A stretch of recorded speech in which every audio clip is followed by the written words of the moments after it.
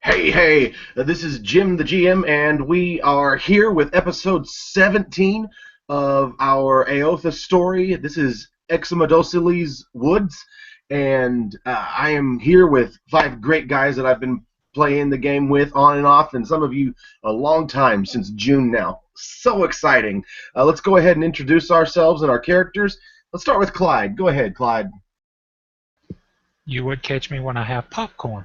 Hello, I am Clyde Melson. Yeah, Clyde, yeah. And I will be playing Garn, the Urchin-Sci Ranger. And we are heading towards the woods to hunt a mysterious creature that we've been foreshadowed. Okay, Jeremy. Hey guys, I am Jeremy, and I will be playing Sir Laurel Edgar Chasseurs Mon Edinburgh, the valiant and most honorable knight of Alatius. Let's give it to Caleb. Hello, it's me. I haven't been practicing. Hey, I'm Caleb. I am playing the sorcerer Ryan. We are currently staying at his house in Ool, on the outskirts of Ool anyway. But yeah, we're getting a little bit more foreshadowed into the events that are to come. So with this, we will see what our dear friend Bear or Eric has to say though. Hey, ladies and gentlemen, I am Eric, and I am playing the half-orc barbarian druid, High Kilgore Grimbear, or for those that know him from the beginning, everybody calls him just Bear. He's been enjoying many new skills, and the thing of being used as a mount in combat, he kind of likes the idea. And with that, we'll pass it over to Sam. Hello, everyone. It's Sam here.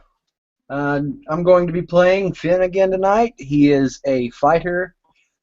He's going to be a dexterous sort of fighter using a crossbow. He's got some elven heritage, but very little. Not enough to really even make note other than his hair and his eyes. Other than that, he hopes to shoot some things for everyone tonight. Awesome. So, gentlemen, where we ended our last game after seeing the Glabrezu attack throughout the city, and Finn got more than an eyeful of seeing what was going on, not just with you, but what was going on even around the rest of the castle walls. And right before we finished our session, a bony dragon flew overhead with flesh and scales hanging off of its skin, and green flesh and scales. And as it was flying far overhead, its attention locked on to Sir Edinburgh, and Sir Edinburgh was able to make out that in the skull there was a very large hole that had been made. This bringing to mind memories of his. And this was all before we met up at Ryan's home for sleep. In the time that you guys were at home, you agreed that you are going to go and you must find this. With all the foreshadowing that you are getting, with Ryan getting more and more confident that now Mim is not just throwing things in your way, but is actively sending things to you, not for you to find. You are on a mission to find out what's going on with this dragon creature that has drawn so much attention from Sir Edinburgh, to see if you can find out more about what Mim is trying to plan for you, since she is actively hindering your progress now, and looking more for Malafalua, the water genocide. So, gentlemen, you will be traveling for many days, having to just follow the path that you saw the dragon going in. Luckily, you've got one of you around who's very, very good at keeping a mental note of what they see out in the wild and how to go in that direction. Um, Along the way, though, um, you're able to notice that um, Edinburgh is not so much of himself as he has been.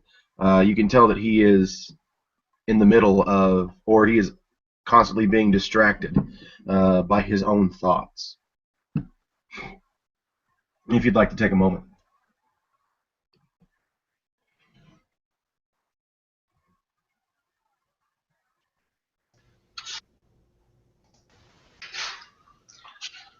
Yeah, Garn saying that he keeps getting distracted. I actually, is everything okay? Oh, of course, it's fine, it's fine. Keep going, keep going. You sure? Yes, noble hero, slayer of demons. Are you all right? You don't seem quite yourself. Yeah. I believe I saw a ghost of a dragon. If you're talking about the one that was flying overhead, I think we all saw it. But what do you mean, a ghost? That dragon's been dead for centuries, if that's who it was. If it was really Exzelmodossuli. The dragon's been dead a long time. How do you know this? Do I know this? It's the dragon from the story.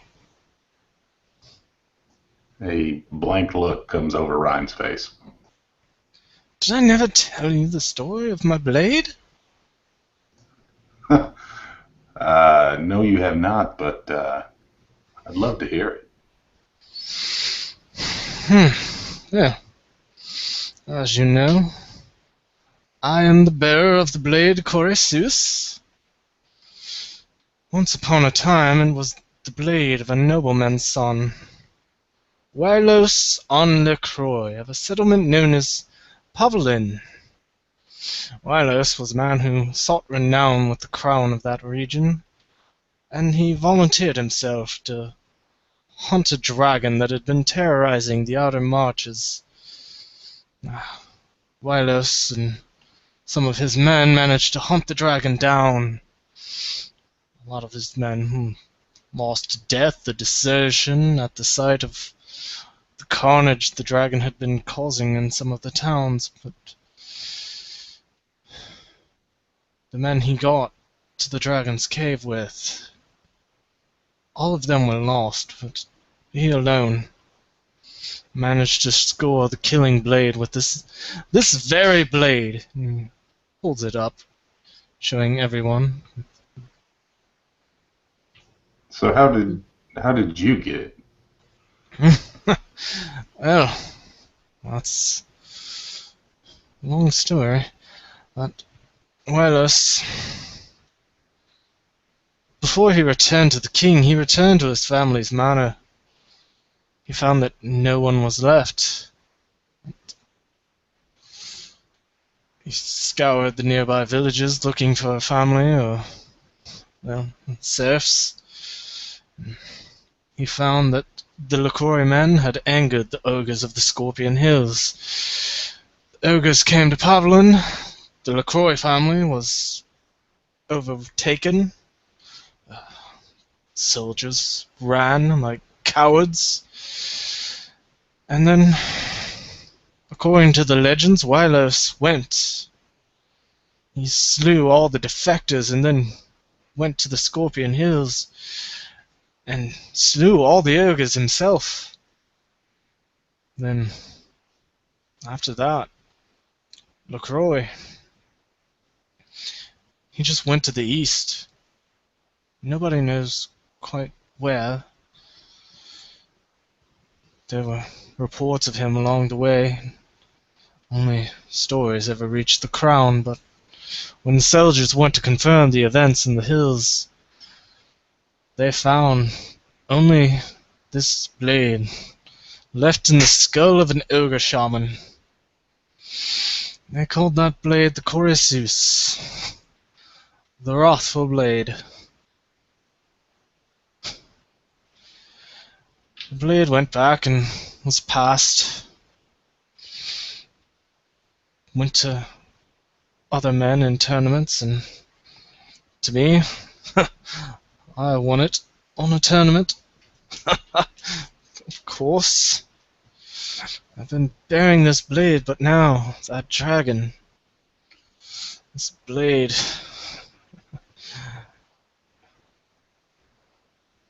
it calls. It's calling. That's why we need to kill that dragon.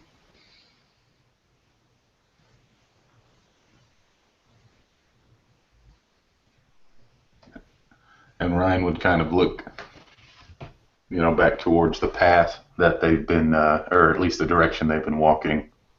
He looks back to Edinburgh. Says, well, whether it's you or that sword that needs to kill that dragon, it seems like that's the way we're going. Aye. Bear steps up, patting Sir Edinburgh on the shoulder, and says, "The dragon didn't look at you because of it wanted to know where you're at. It fears that blade, and when it looks at you, it'll see the blade. Dragons don't fear anything, but apparently that one fears that sword." Yeah. That dragon doesn't fear death quite like it should. All things can be destroyed one way or another. And if that is how, if putting it back in the ground using that blade, then we'll help you do it. Aye. Finn will offer all of his bolts to whatever the task at hand is, and certainly the opportunity to be a part of such an undertaking would be more than adequate. You sure you're prepared to face a dragon? From the rear, yes. I'll be shooting from behind all of you, of course. Bear kind of smirks Sir Edinburgh and says, "If I die next to my friends in combat, then I go to see my ancestors with pride. I died in a fight like a warrior." Here's hoping, Bear, that doesn't have to happen. You may want to go see your ancestors, but if I died, I'd still be a long way from home. So I find myself hoping that does not occur. And if I ran away from such a fight, what kind of protector of my city would I be?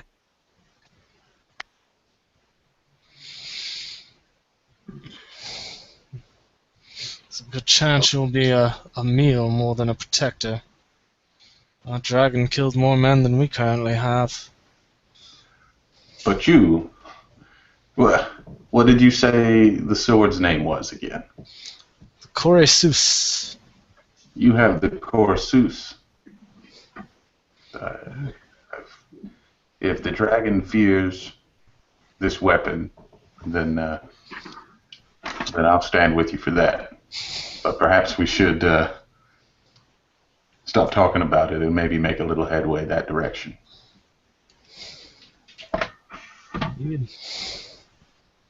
And you guys travel for many days, continuing to feel the dread that the dragon presents. As you've let it be known, your mortality remains at the front of your mind. This may be Mim's master plan. This might be Mim's ace in the hole, her chance to finally take care of you and to stop you from ruining whatever her plans may be.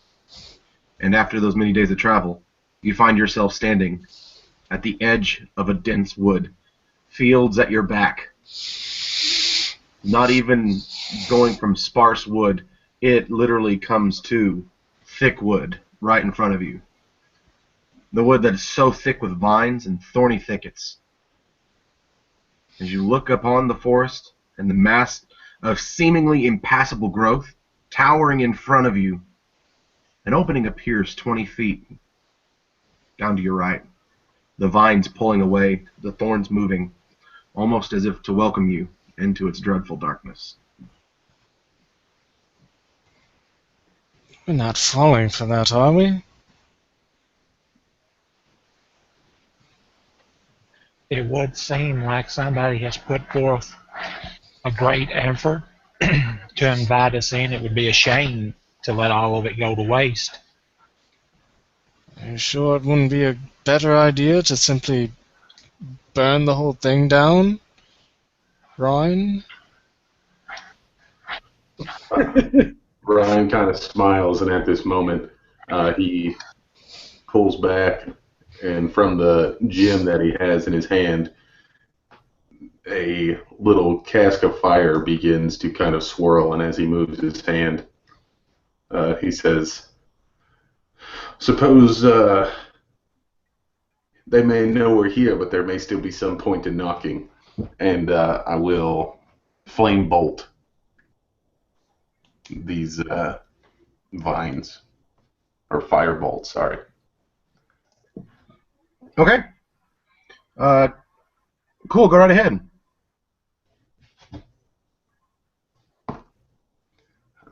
That is a 22. Yep, and you'll hit. Let me look at damage real fast. Okay. So it will do 6 damage, and if it ignites, I will immediately shift over into the Control Flames cantrip and begin trying to expand it. All right.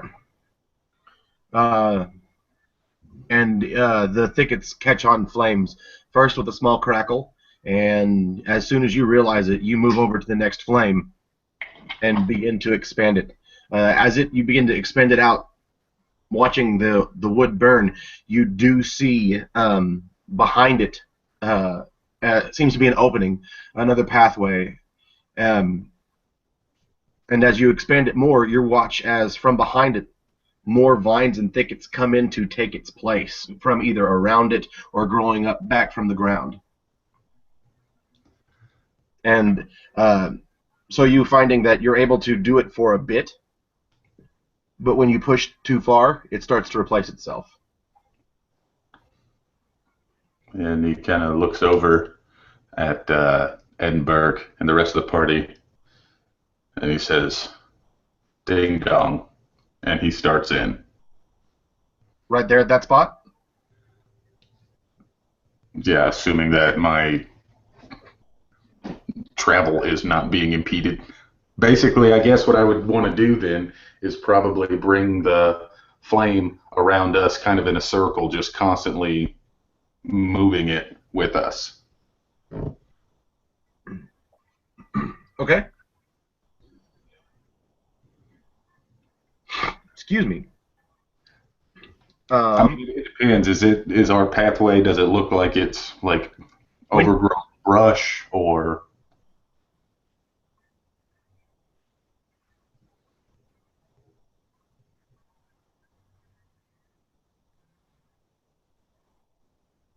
is this an unrealistic use of control flames? No. It can work, but as I said, you see that it will not last for very long. Literally, as you control a flame and leave it there, the fire does not initially tear through. You have to sit there and hold it for a bit. Okay. Before it burns through. You're able to glance at this. That the thicket itself is actually about somewhere around 9-10 foot thick. So keeping a wall of flame effectively as you continue to make it burn, your movement will go very slow. Cool. Well, then, in that situation, you would see Ryan kind of attempting to do this for a moment, and then realizing that he's having a hard enough time kind of just standing still. He's not going to be able to move and do this. He kind of brings it all in front of him and tries to singe the ground in front of him, maybe 10 feet, and then the flame just kind of dissipates up into the air. All right. Gentlemen, Ryan said that he moved into the wood through the hole that he made in the hole he made through this 10-foot thick thicket. Garn will take his great axe from his back and follow behind him. All right. And as Garn travels through, you watch as already the thickets are beginning to grow up from the ground and reform. As though it's just kind of creating a wall behind him? Yes, currently separating those of you who are outside of the woods from those of you who are inside the woods. Damn. Seeing this, Sir Edinburgh is going to go forth. Same. I'm just gonna try and do a couple somersaults to get caught up, lagging behind the amount that I was. Okay, go ahead.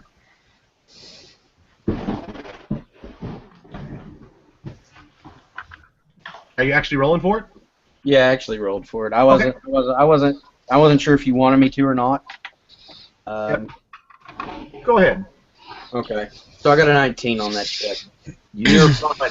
You deftly move through it, run past Bear, and are flipping easily over any of the vines and brambles and thorns. Bear, you watch him move through, being completely unscathed as as the vines and thickets. They've reached up about halfway. You've got another 5 foot from where they've grown up to the top of the basically wall that they've created. It's not super thick here yet, but if you get moving, you're going to make it. All right, Bear will get moving and make it. Okay. Let me bring up my map.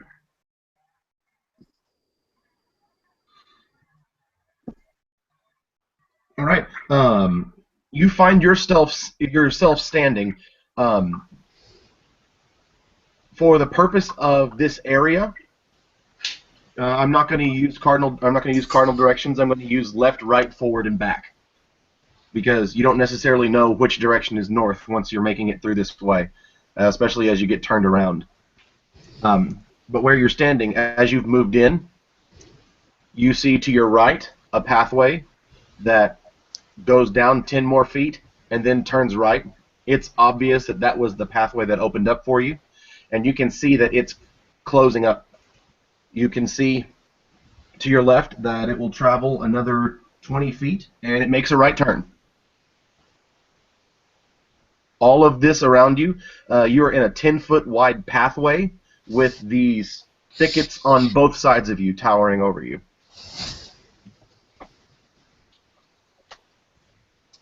So as Finn lands the final time and looks over and sees the door, the assumed entry point into this place, he's going to dust himself off and say, "Hoo-yah!" And he's going to reach for his crossbow and just have it loaded, just in case something decides to jump out at us. I put my hand on Ryan's shoulder. Ryan. And I says, it's been a while since I've seen you use the glowing staff. Might I ask why you'd cease to use it? And Ryan kind of opens his palm up to you, and you see that gem of brightness, which was the source of that light, and he shows it to you in his hand. and it's attached with leather straps through his fingers. Essentially, it is on the inside of his hand so that he can grab it if he ever needs to use it for something. He says, my focus is here. And he reaches in, he spins around, and this sack comes to the side. And he reaches in, and out pulls, almost like, again, I like using this term, hammer space, longer than the sack is deep, the staff that he had it attached to. And he says, do you mean this? Yes, that one, exactly. Yes, this. I found myself in need of other objects. I carry this with us. Maybe if we ever got back to Sorrow's Rest, I could put it in my room. What does it do?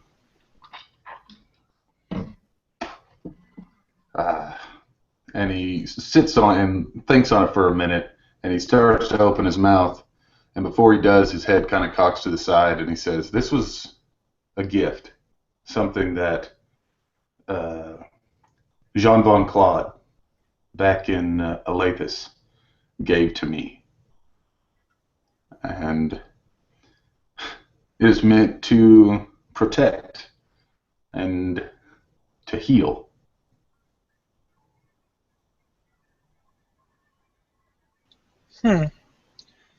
Sounds like a very thoughtful person gave it to you. I didn't spend much time with him, but he was a caring man. Real quick, while you're having this conversation, Finn, first you, then Garn, notice that the brambles have started to make itself into an arch above your head, and the canopy of the forest is starting to intertwine itself together above you, effectively making this a pitch black area. And it's not until it's completely back that the rest of you will realize that you've either had to switch to dark vision or that you can't see.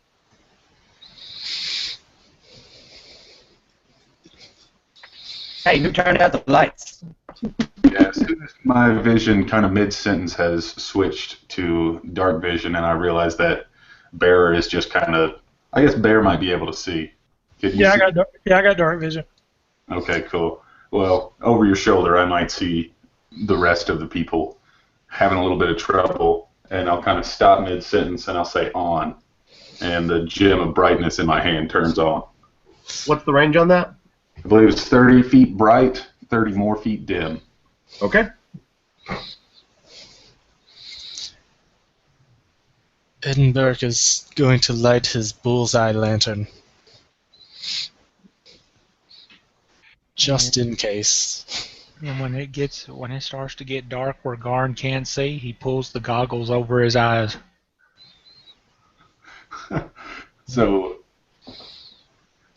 sorry, side note. So, Finn, can you see without any ability here? I'm trying to decide whether I can turn my gem off.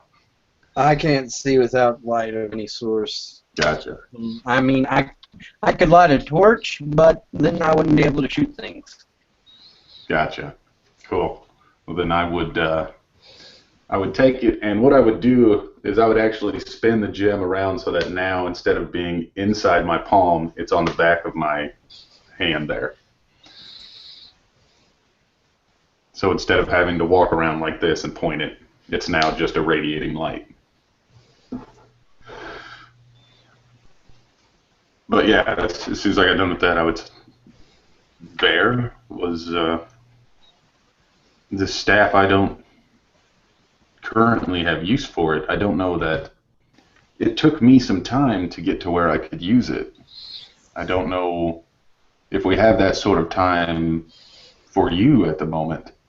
But if you would like it, you can have it, or I can hold on to it until we have a better opportunity.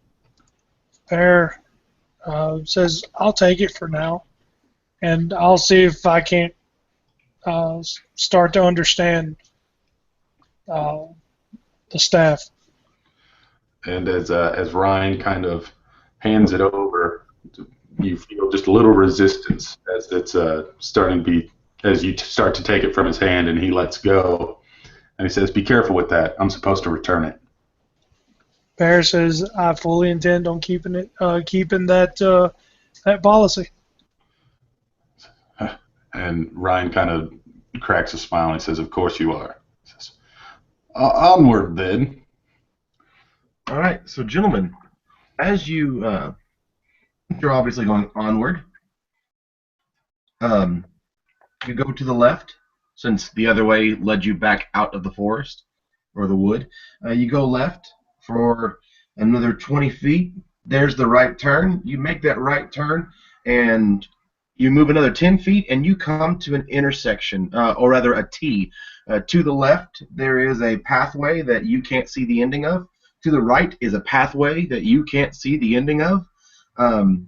In front of you, off to the side, continuing to go straight, is another path that's going down, and you can't see the end of it.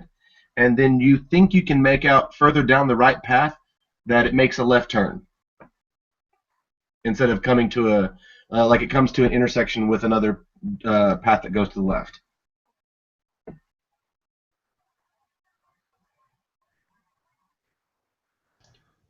It seems like we found ourselves into maybe a maze. Here, I'll give it to you in clock. You come into the intersection. 9 o'clock is a path. 3 o'clock is a path. 1:30 is a path going in the 12 o'clock direction, and then there's another path going 12 o'clock, about 30 feet down. Ryan looks to Garn and then looks to Edinburgh and says, "Well, either we will track him or the sword will find him. I will follow whichever we choose." I have no expertise here. This is not my city at all. It's quite a strange place. It makes me very uneasy. I doubt we'll be able to track him if he flew. This doesn't seem like something he'd travel through. However, Does the plant life that's seemed to block out our visual, do they I'm trying to think of the word, I'm trying to use druidic knowledge here on like if the plants just seem like they're being controlled, or are they just doing this? Go ahead and make an investigate roll for me. Okay. And the rest of you, he's not making an attempt to hide it, so once you see him do it, you can also, if you're interested, make an investigation roll. I would help him and give him advantage.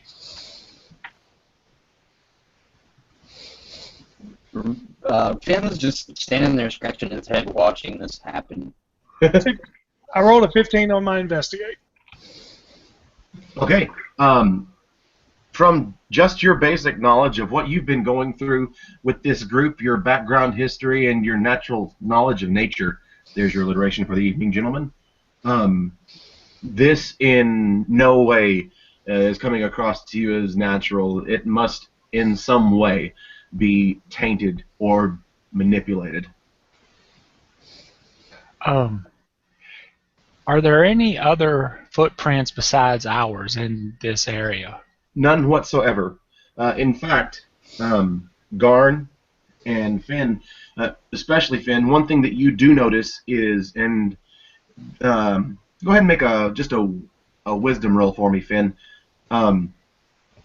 is there is absolutely no sound, no chirping of birds, no movement in the undergrowth or underbrush of small critters. There is no wind through the tree limbs. The sound that you hear right now is that of the sound of the ground under your feet, the breathing of your companions, and the beating of your own heart pounding in your ears. So I got a total of 11 on that roll. All right. You are going to be noticeably uncomfortable to the rest of the group, not just feeling out of your element, but in a town as large as Ool that never sleeps. This is the quietest it has ever been. Even on the walk here, the wind through the fields has been an extra noise, and to you, the silence is almost unbearable. So he's gonna start kind of looking around and just talking to himself, like saying, "Did that bush just move there? That little bit of wall, did it just? It looked like it's breathe. It looks like it's breathing a little bit, or is that just my mind? No, it's definitely breathing." And gentlemen, you're still standing in this intersection.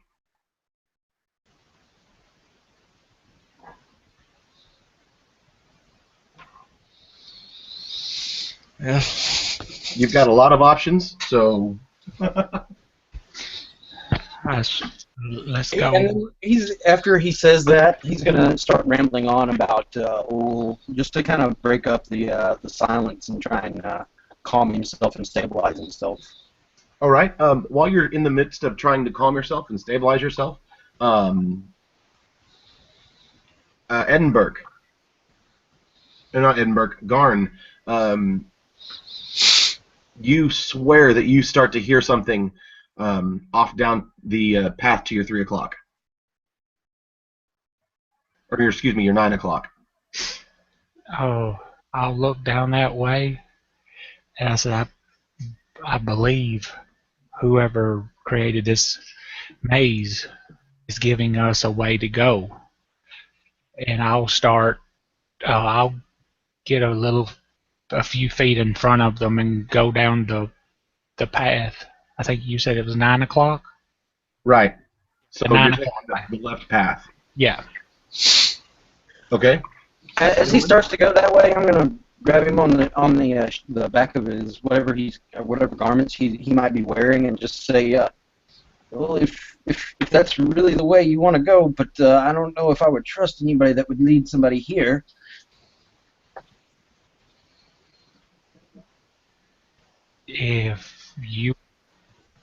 We're standing here.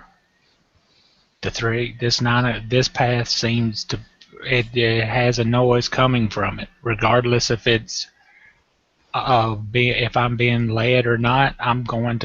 We need to start moving. Well, Join me if you say want. you hear a noise that way. How about we go the other direction and see where that leads? That might most likely be the direction whatever it is doesn't want us to go. Ryan kind of leans over to Flynn and says, perhaps the one controlling this is down that way. It might make things easier if we eliminate it. Yes. Okay then. And he's just gonna put his hand up to his head and kind of rub his temple, kind of like in a worried fashion, almost as if it's a nervous tick from his childhood that he's just returning to him. Something is here. It certainly isn't up to any good. We should take it out.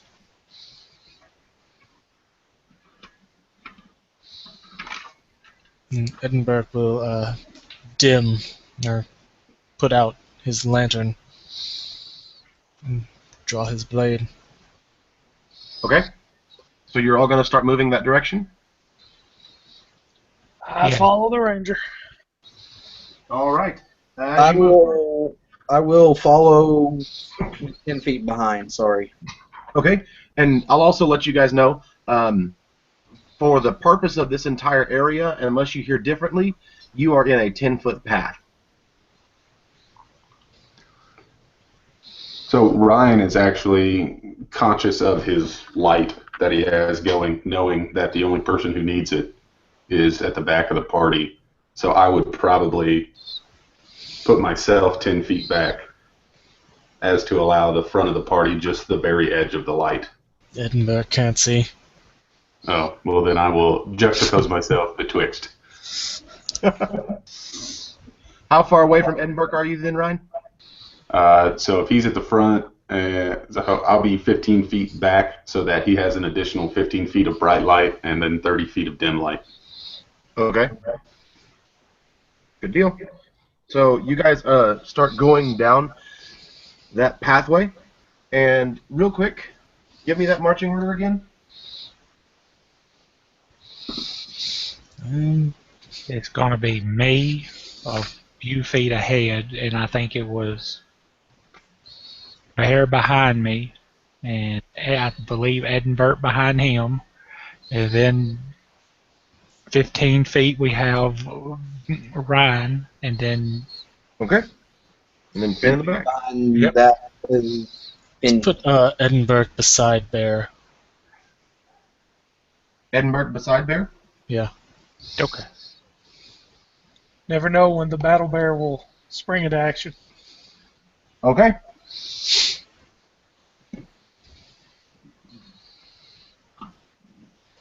Oh. As you're walking, you make it all the way 10, 20, 30. You make it, as you're going down this way, you come 40 feet to, now you have a path going off to your 3 o'clock, and this path goes 10 more feet and makes a left turn.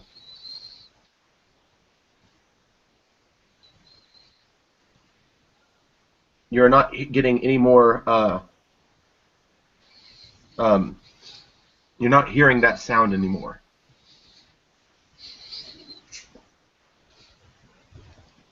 So we have the path we can continue on, or we have another one that turns. The path that you're going on right now will go forward 10 more feet and make a left turn, or you can go ahead and make a right turn right now at your 3 o'clock. Okay. We'll go right. Okay. You travel 10 more feet, and traveling 10 more feet, you see that you're going to have an intersection just ahead of you again. And let me. In the back of the group, Ryan and Finn, a creature is behind you trying to sneak up on you. And everybody roll initiative. It does a terrible job of being silent.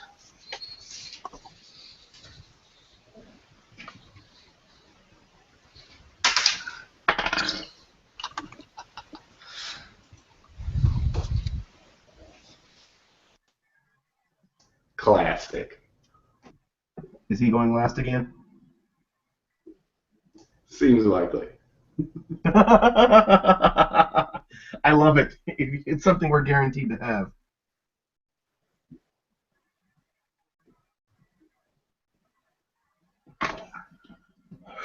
All right. Let me get these all in order. All right. So we'll start with Ryan, then we'll go to Finn, and then Bear, Garn. Which one of you would rather go first? I'll go first. Okay.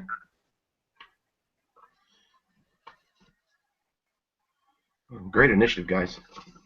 You see behind you a slightly humanoid creature seeming to be made out of vines and twigs in the brambles, with spikes all over its body, very Groot-like, minus the height, and it has absolutely no mouth. You see two dark holes in its head, where, as if to mimic eye sockets. And Ryan, from where you are, it is 10 feet behind Finn, just coming out of the brambles. And so the first thing that I would do is I would noticing this, I would spin the gem back around to my palm and point it forward as to shed as much light on this thing as possible so that anybody who needed to see could see. And then from that same palm, I will expel a firebolt. Okay. Ooh, I don't know about this one. Does a 13 hit? A 13 will not hit. Okay.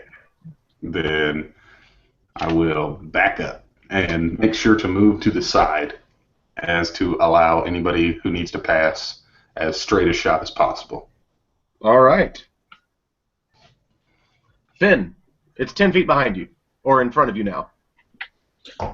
As I turn around, just having my crossbow already loaded, this two-handed monster of a crossbow, he's going to just simply turn around and let loose 2 bolts at this creature. Okay. Sneaky little bugger! I won't have you sneaking up on my friends. And let's see how that goes. It's going to be a crit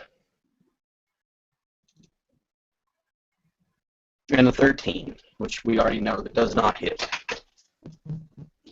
So what does the crit do? And you said max dice and then roll. Yep. So I just got max damage, so 25 damage. 25. You watch as this bolt absolutely nails it, and you watch as the bolt takes off a huge chunk of the side of its chest. I mean, so much force from the power of that shot, just ripping off a chunk of the brambles from it. And the other one just kind of flies over the top of it and soars into the thicket. Shoots through the same hole. Bear. I am going to. It needs to give me a Constitution savings throw. Okay. DC. Doesn't matter. I rolled a 1. Oh well. Critical fail. Critical fail. That's So awesome. does this spell does damage? It does. It'll do 2d6 points of damage, and it takes disadvantage on the attack roll. On What its spell next, is it? Frostbite. Frostbite. Okay. Since it's a critical fail on a save, like I've said before, if there's ever since spells with saves don't necessarily get critical hits, the way I like to do it is if the target rolls a natural 1 on a save, then it acts like a critical hit for damage. All right, 12 damage then. Yeah, go me. So it's 12 plus roll the 2d6. Oh, okay, okay. All right. Okay, then my dice roller's been funky. There it goes.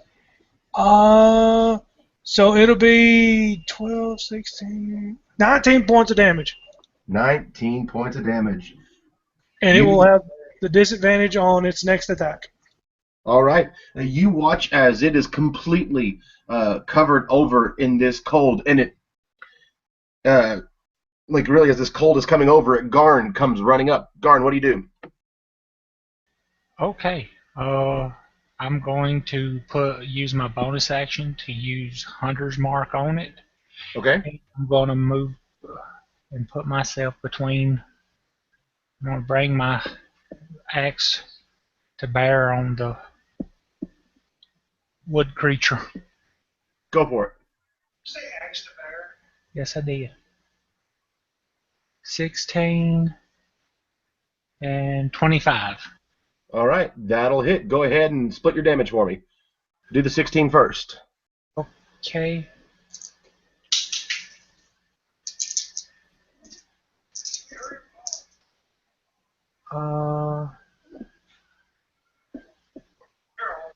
I know. 9. How do you kill it? How do you kill this creature covered in permafrost with a chunk of its sides missing? Oh, I because it's frozen, it's actually more brittle. So I hit it in its left shoulder and split it like you would its chest cavity, and it just falls in two. Cool. And as you leave it there, the body does not seem to be absorbed into the ground, or even the vines don't even seem to reach out of it. It's as if it is being left there. Once it falls to the ground, if nobody else does, Bear goes up to it and kind of kneels down, kind of inspecting the creature over to see if he could recall any knowledge of such a creature. Okay. Let me see what you would need to roll real quick. As he's doing that, Finn's definitely keeping his eyes open, knowing that there's dangers within this place now, definitely, and being so far from home. That uneasy feeling from earlier setting in.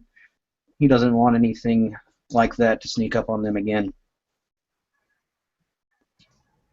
And Ryan would spin the gem around and point it down the way we were going, kind of so that nothing's sneaking up on Edinburgh. Okay. Just make an intelligence roll for me, Bear.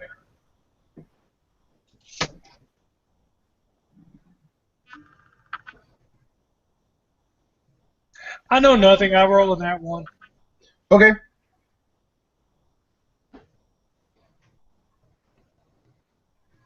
Cool.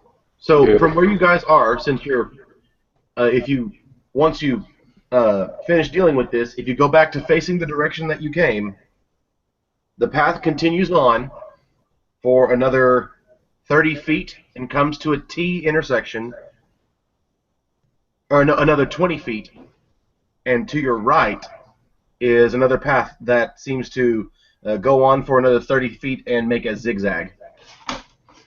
Hey, so I would try and burn that body, if at all possible. Wait, Finn's kind of speaking up. He's like, this creature is made of wood. You there, the large one, do you mind carrying some pieces back for us? Perhaps I could have somebody flush some proper bolts out of it.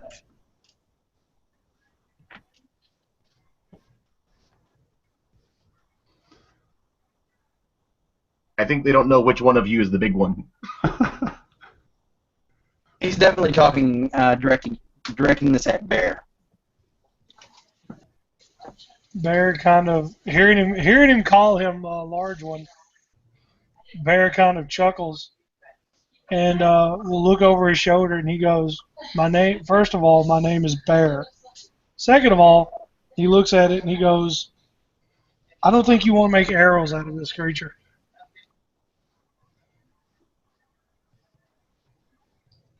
Because he looks to be the wood looks to be only a cover to it. It would appear,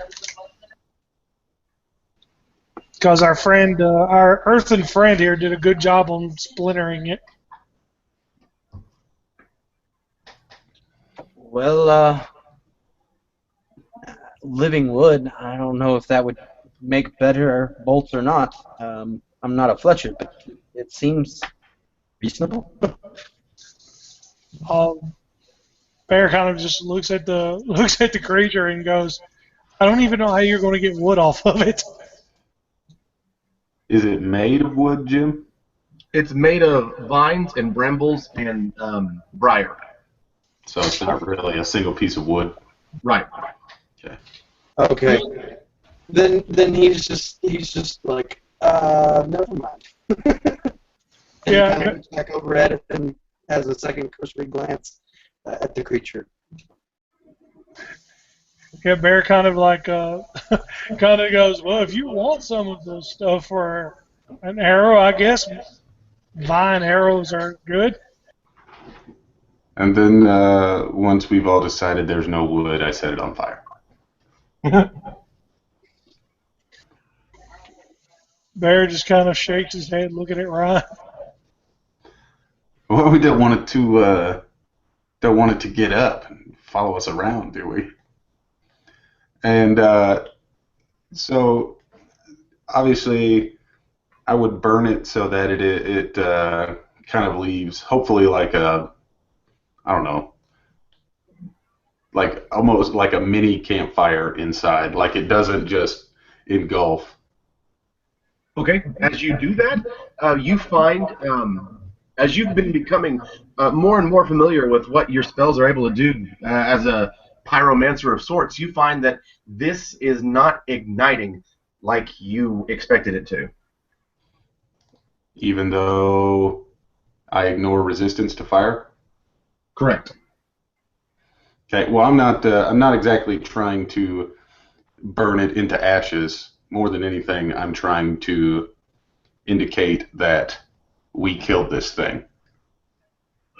What I'm saying is that it doesn't naturally catch fire, so you're going to have to sustain it somehow. Oh, okay. Well, then don't worry about it. I would probably deal with it and assume I would just say "Lo ciel" and then turn around. Okay. Bear's still looking at this creature, and then looks around at the forest, and he just screams. He just calls out, "Whatever woodland creature, whatever monster has corrupted this forest, you've now gained a great enemy." And in response, nothing, not even an echo. It is sheer silence as soon as the last sound leaves your mouth. And Bear, looking down at the creature, and says, "For whatever has corrupted this forest, you're going to be your reign of corruption ends today." And which direction do you gentlemen go? Are we done? What? Well, we came to the T.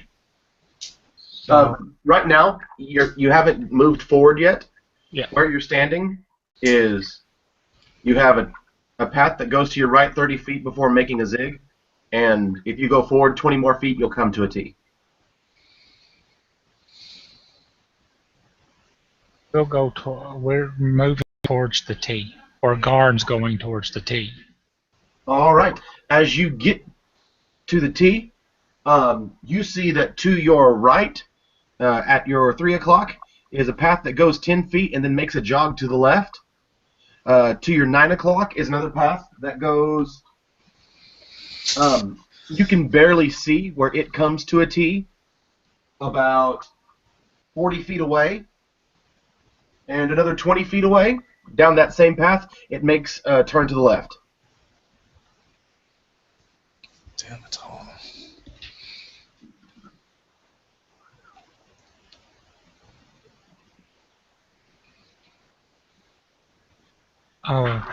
Ryan, would it be possible for you to create something to go down the other ways to scout for us? And Ryan kind of thinks about it, and he's like, "Let me try." And he kind of, gets his arms loose and sits there and just kind of pulses for a minute, and then puts his hands out forward, and just the magical energy of his body just kind of fizzles out in front of him. And he says, "I don't think so.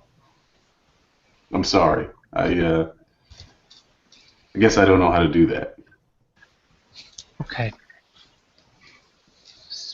So we go left. All right. Hold on a moment. The ground, it's just soil, right? It is. Yes, it is just soil. Okay. Before we go left, Edinburgh is going to stick his sword in the ground from the direction that we just came from, and he's going to drag it and then make an arrow pointing in the direction they are currently going, to the left. Okay. You walk. Are you going to go to the T, or are you going to go down the path that turns left? After you made that left turn, You're going to go 20 feet, and there will be a turn to your left that you can see further down. After 20 feet, it'll make a turn to the right and run parallel to this path. Or you can continue going straight to the T. I say we go straight for the T and then take left when we get to the T. All right. Sure sounds good to me. All right, whatever. Cool. You guys make it to the T. You can see to the left that the path goes down 20 feet and makes a jog to the right. Your natural wisdom lets you know that that connects back as just a side jot to the previous path you just saw. And to your right, though, this path goes so far that you can't see its end. You do, however, think that you can make a right turn about 40 feet down this pathway.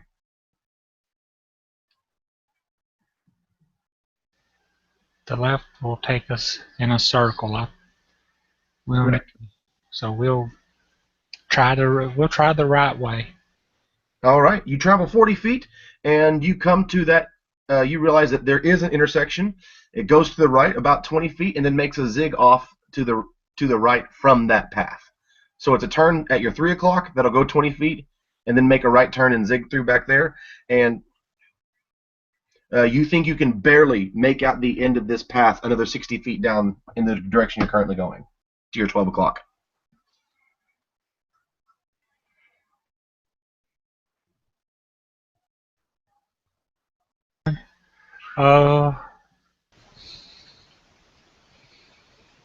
Let's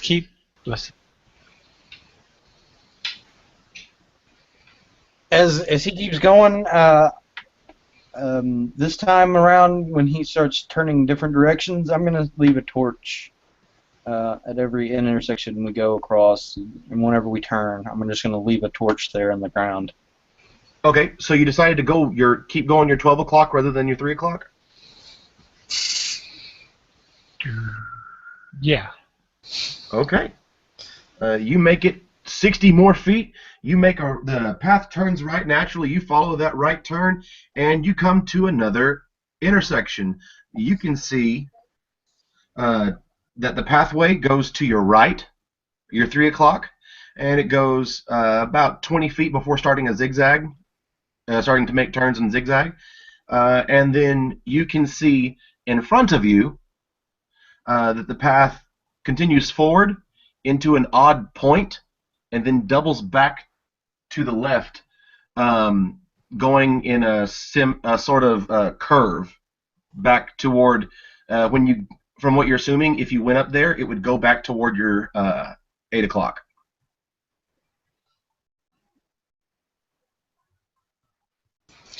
Damn it all. So at this point, I've noted 2 torches being out of my pack currently, since we haven't taken any more of those turns.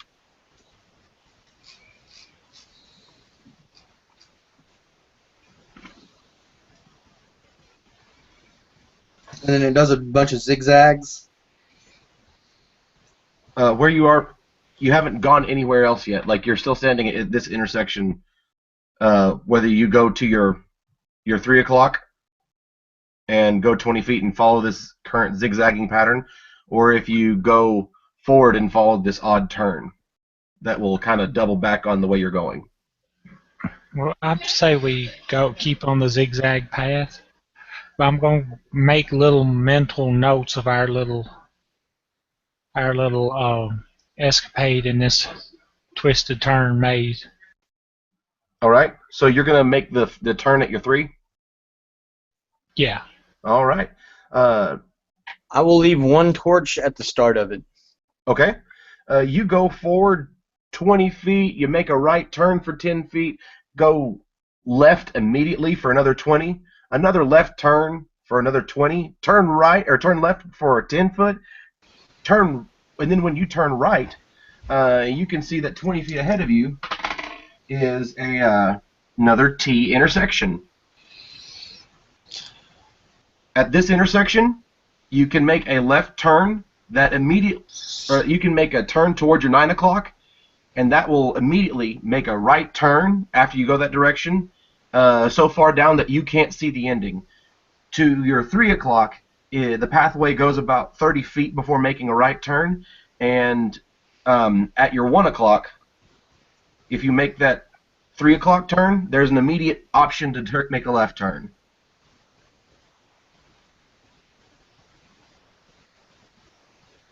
Let's go that way and use the left turn. Okay, you go that way and you use the left turn.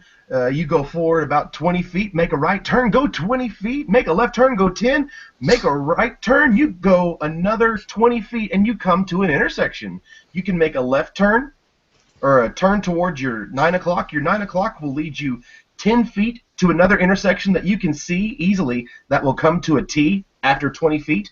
You can continue going straight, but that'll lead you 10 feet into a right turn immediately.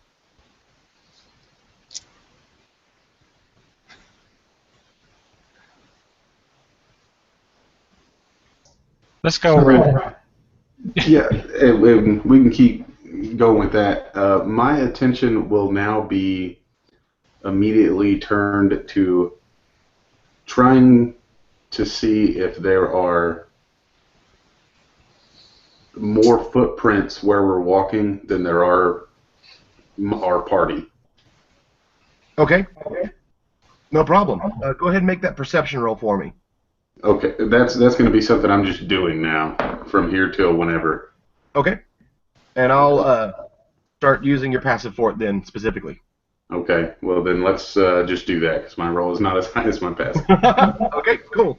As you start looking for it, you notice your footprints, and it starts to make you think about it, and so you're starting to basically make sure that you're not running into anything extra based off the footprints. And right now, really what I'm looking for is to see whether or not we're walking over the same footprints that perhaps we've left before. Okay, cool. If that's what you're looking for, then you assume with a lot of confidence that you haven't been this way yet. Okay. So are you going to make your turn to your 9 o'clock and go to the T, or continue going 12 o'clock where the path turns right? 12 o'clock. 12 o'clock. All right.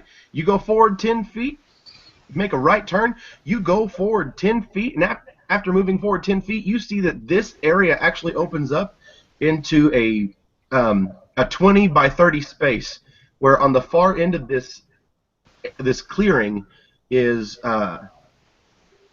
a right turn at the top corner and a left turn at the top corner. Where you are, as soon as you walk in at your 3 o'clock, in that corner, you see what appears to be 2 blue flowers.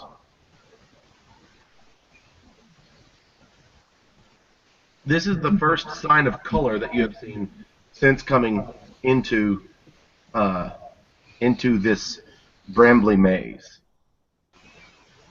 It's odd. Oh, look, somebody left you flowers. And he looks over to Edinburgh. Oh, and they're growing from out, like near the ground from the brambles.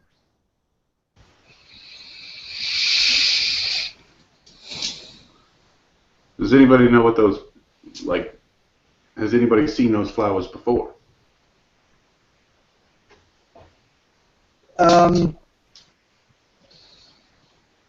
I'm going to say Finn's probably maybe seen something like it, but nothing exactly like what they are.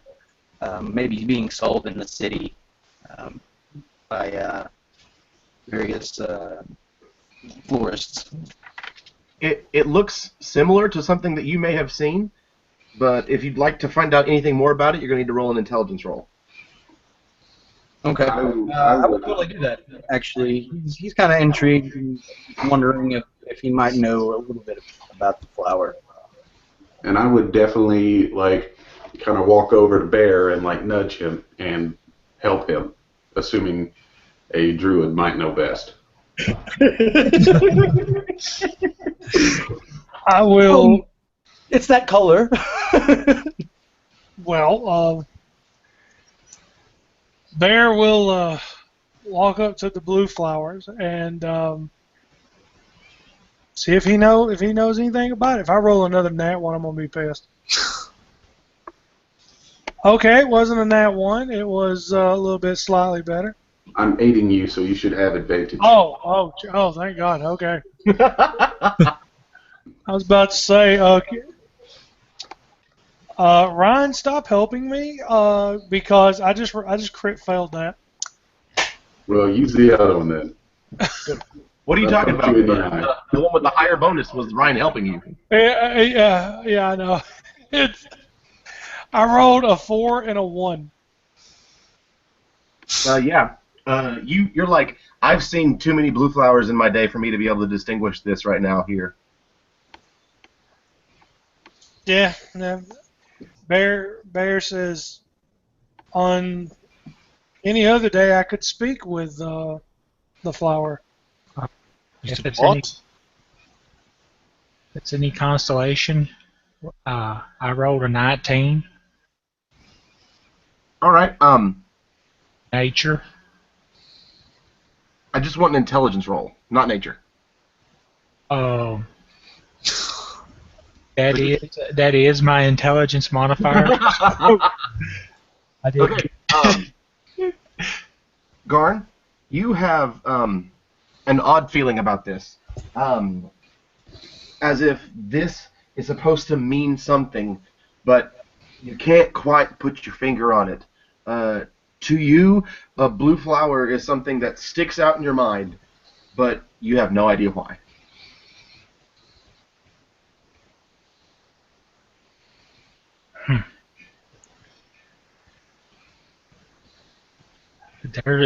There's a meaning to it, but I have no idea.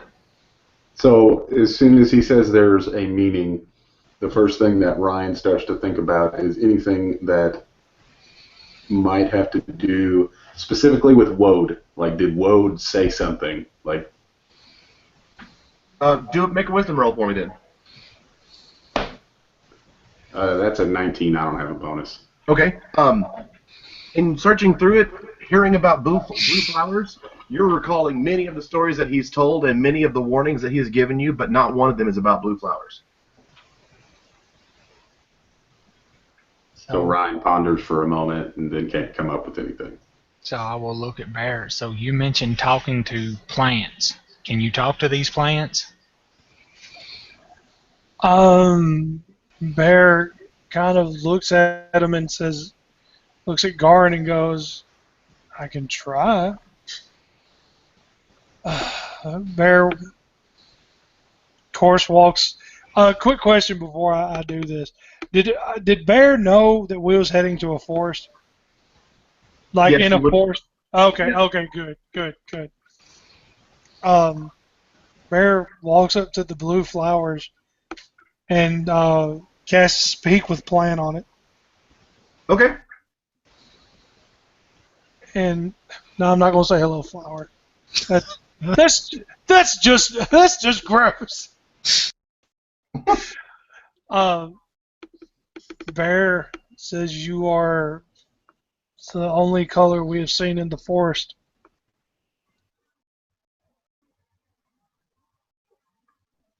It does not respond. Hello, Cleveland. It reminds me of that thing of Aquaman. I know you can hear me, damn it.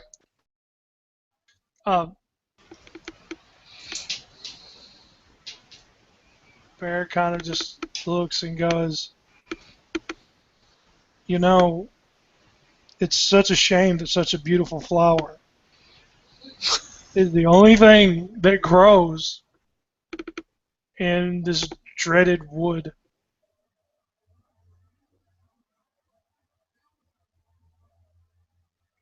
Okay. Yes, I'm hitting on the flower. You pretty, baby.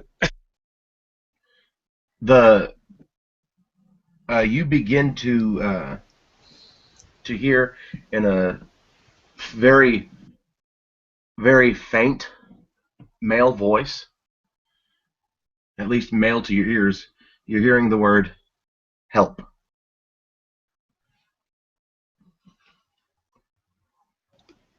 Bear looks at the flower and says, "And how might I help you?" It says,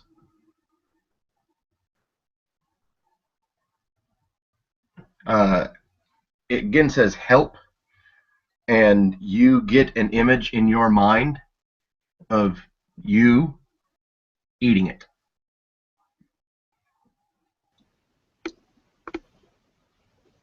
Bear. Okay. Bear looks at. I'm gonna do I'm gonna have to do what do you call it? Insight. See if like this if this is being hurtful to me. Okay. Insight on the flower. That's a whole new level. Yeah, I know. Considering I rolled an 11, I totally believe the flower. You get a feeling, or you get a very strong feeling about this, that having cast the spell and you've caused this plant to gain a very minimal amount of sentience, that it being able to be deceitful or to trick you or lie to you is outside of its ability.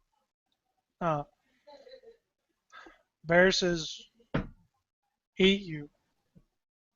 We'll help you." And it says, help. And the image you get now is more direct. It's you peeling off a petal and eating it a petal at a time.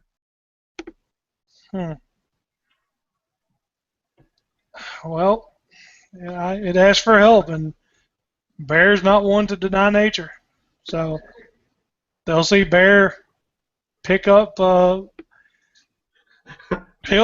the petals and start eating it. Great. And as you begin to peel the petals, every bite What are you doing? makes you gives you a great sense of confidence, of comfort. And in fact, this one has, let me roll.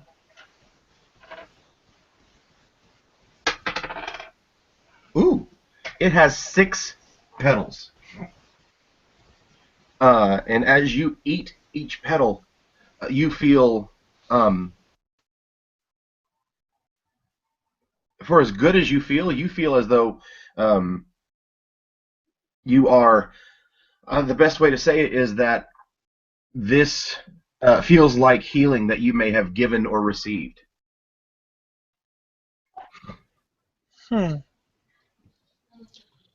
So, I see him eat the flower, and I'm feeling just kind of shocked at this sight of this man just ripping apart this flower and starting to eat it. But he reluctantly reaches over and grabs one of the petals for himself of the remaining flower. Off of the remaining flower? Yep. All right.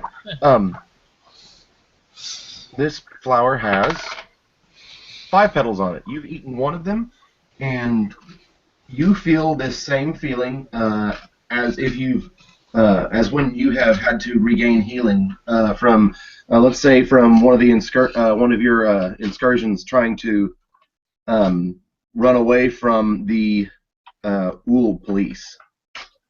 Right. Taking a breather, so to speak, in role-play terms.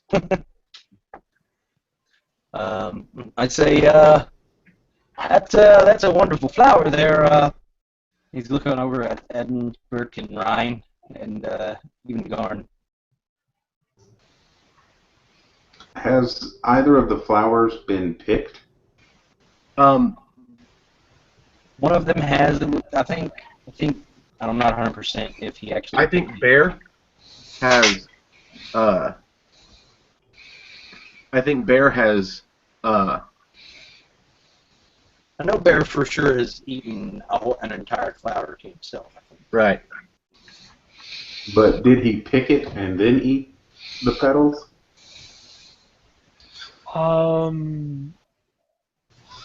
Well, I'm hoping that picking it wouldn't have allowed it to like scream in pain because that would be No. like the most sadistic thing. Help. As Okay. though, as though eating it wasn't. But in any event, if when Bear picked it and it maintained its blue color and he started eating it, as soon as he didn't double over in pain, Ryan would say, "What did it say?" Um, you had 5 petals on yours? No, you had 5 petals, right, Ryan? Or right, Bear? He had No, I had 6. 6. You had Six. 6? Cool. You have 6 temporary HP. Nice. You're at max hit points right now, right? Yeah. Yep, 6 temporary HP. Nice. Once I feel like an effect, like I guess it would be like a wash of kind of like positive energy in a way. Bear won't eat the rest of it because you never know. I will offer to everybody else in the group. Yeah. No, thank you. Surprised that Ryan's elven blood isn't making him just want to devour that flower. And like right at this moment, Ryan is actually reaching down to pick the second flower, and he looks up at him, and with a smile on his face, he plucks it from the ground, and he says, "Maybe we shouldn't eat all of this right now." And so, what did it say? Real quick, Finn, you ate 1 petal. You had full hit points, so you have 1 temporary HP. Awesome. So basically, I'm trying not to meta here, but that's why I'm asking what it said. What does it say there? What does it say when you pick it up? It makes no response. Bear shakes his head like nothing. So what did yours say? Why did you eat it? It asked for help, and then it gave me the image of eating it. And he kind of looks you over and he says, "Do you think you helped it, or do you think it was trying to tell you that it helped you?" Bear says, I kind of feel a little both. A little of both. It says, "So eating this didn't make you sick," and I extend my hand as though I'm reaching for the rest of the flower he hasn't eaten. Bear, he'll hand it to him, and he goes, no, I feel fine. I feel actually a little bit more vitalized, actually. It's perfect. And he takes both of the flowers and he says, "Oh, do we want to make a salad right now?" He kind of grins at Edinburgh. Salad. Because if we're not going to eat them right now, I'll just put them in my bag and we can hold on to them for later. Nice. Elf snacks, of course. Finn's just like, put them in the bag and let's go. This is enough tomfoolery with flowers today for me. Yes, we are pressing matters. And he kind of slides the sack that he pulled the staff out of back around to the left, and as he does this, this little satchel, almost like a fanny pack, is now right in front of him, and he opens it up, or actually he pulls the leather flap back, sticks it in, and lays the flower petals inside. And says, "All right then, left or right?" Before we go, the ground that these things were connected to, was they connected to like other plants, or was they growing out of the ground? They were not growing out of the ground. They were growing low to the ground, but out of the brambles. Hmm. The brambles, from the direction you came, they were growing toward the right side. Bear, noting this, is there a path to the right?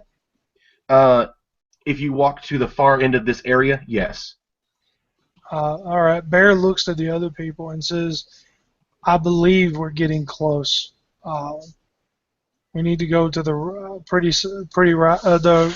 Go to the right side because if this sort of thing is this way, I'm pretty sure whatever's tainted this place is in that direction."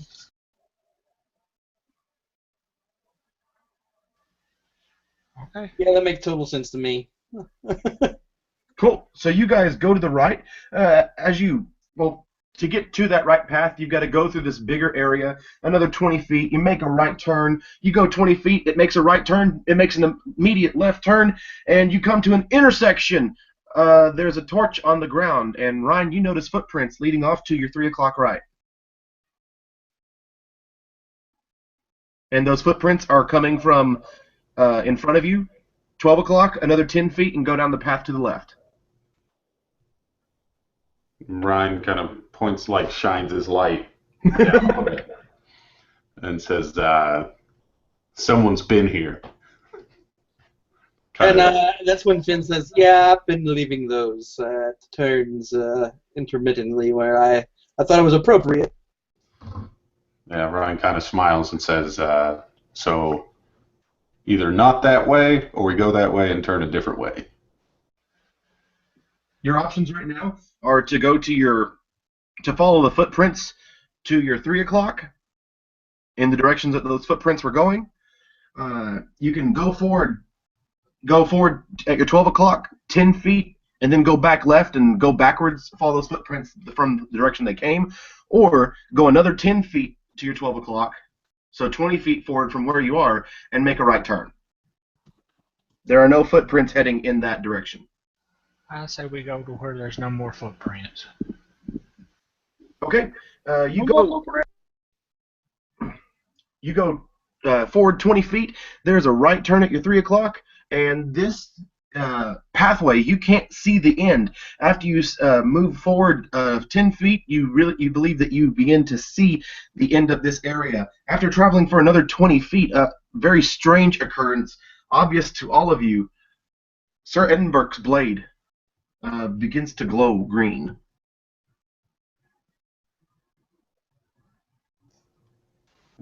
Ryan That's new.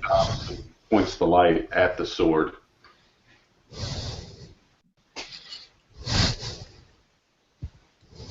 I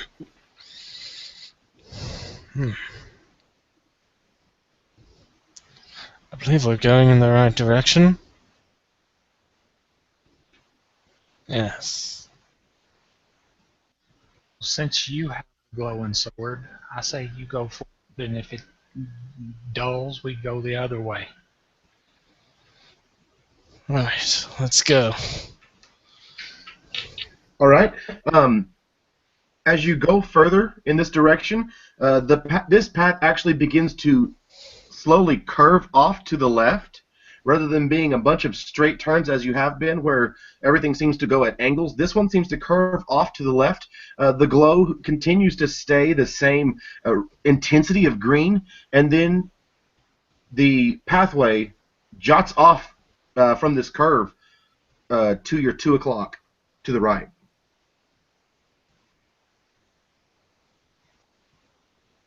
At which point, you travel another 10 feet forward. The path makes a right turn, and as you travel down this path, your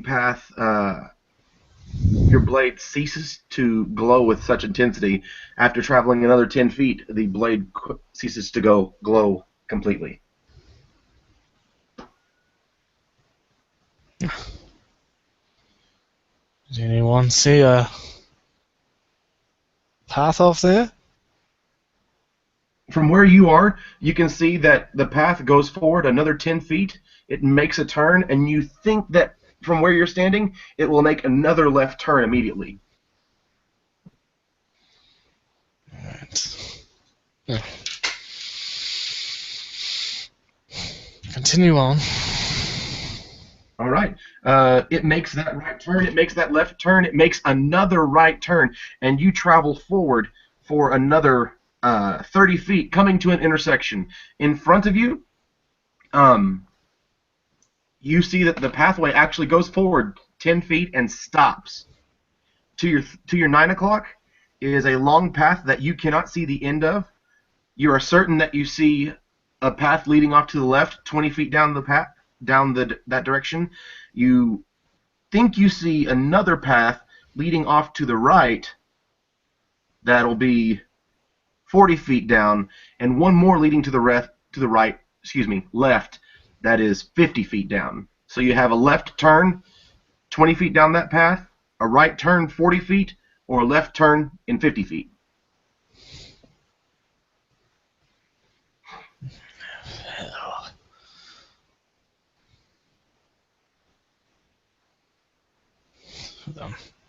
Yeah, I'm completely lost in this place, so just kind of looks at Bear and Gorn. Edinburgh is going to take the first left turn. All right. You take the first left turn, you travel 40 feet, and you come to another intersection. There's a path that is leading off to the right that goes too far for you to see the ending, but you are certain that you see a left turn. Let's see. This turn is at your 3 o'clock, so it has a path at your 3 o'clock that you can't see the ending of. There's a left turn 20 feet down that path. Or you can continue going straight. You're pretty certain that in about 40 feet it will end, but 30 feet in your 12 o'clock, there is a right turn. Leave a torch and we'll go straight. Got it. You go forward another 30 feet, and you see a right turn. You see a turn at your 3 o'clock. When you look down that direction, you can see it goes 20 feet and then comes to a T, going in both directions, left and right. In front of you, at your 12 o'clock, it only goes forward 10 more feet, and there's a turn right there in front of you that if you move forward just a bit, you can even take a peek around that corner, and you'll find that it goes 20 feet before starting to zigzag out of sight.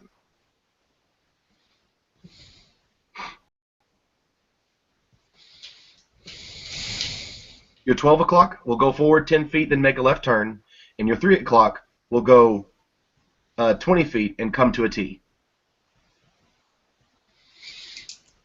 We'll take the 12 o'clock. Got it. As you take that 12 o'clock, you begin to, you go forward, you take the 12 o'clock, go forward 10 feet, left turn, 20 feet, left turn, 10 feet, right turn, 10 feet, left turn, 10 feet, right turn. This one is 50 feet long. When you get all the way into the corner, about to make another right turn and follow the path, the sword begins to glow faintly. Nowhere near the intensity that it was the first time you noticed it. But still, it has its own glow.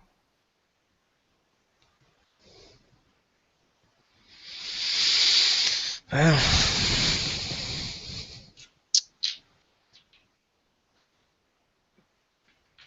keep going. The sword glows. Let's keep following the sword. It seems to know. As you follow this path, it goes 20 feet to the right. The sword begins to quit glowing. It makes a right turn, 20 feet, left turn. It opens up into this bigger area that's 20 by 20. You can see on the other end of this 20 by 20, it's going to make a left turn. Hold And on. on the other end, it'll make a right turn. When it stops glowing, Edinburgh will step back, take a few steps back to see if it starts glowing again. Yes, it does.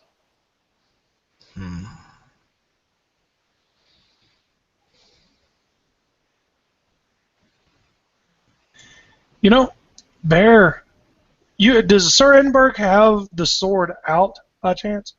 Like, Yeah. like out in front of him or whatever? Kind of like using it as a, what do you call them, water finders or whatever? Dowsing Mostly rod. as a sword, but Well, try pointing the sword that's not on the path, a direction that's not on the path. alright. Because, I mean, obviously, like, something's leading us around. And I'm thinking what we could do is use the blades glow ours as our compass. You know, kind of like point it in a direction that doesn't have a path. Because like like you said, you stepped back and it started glowing again. Well, like point it in a direction that's not on the that's like off the path or whatever, and see if it does that. But yeah, that's what Barrel suggests. Pointing in a direction that's not on the path.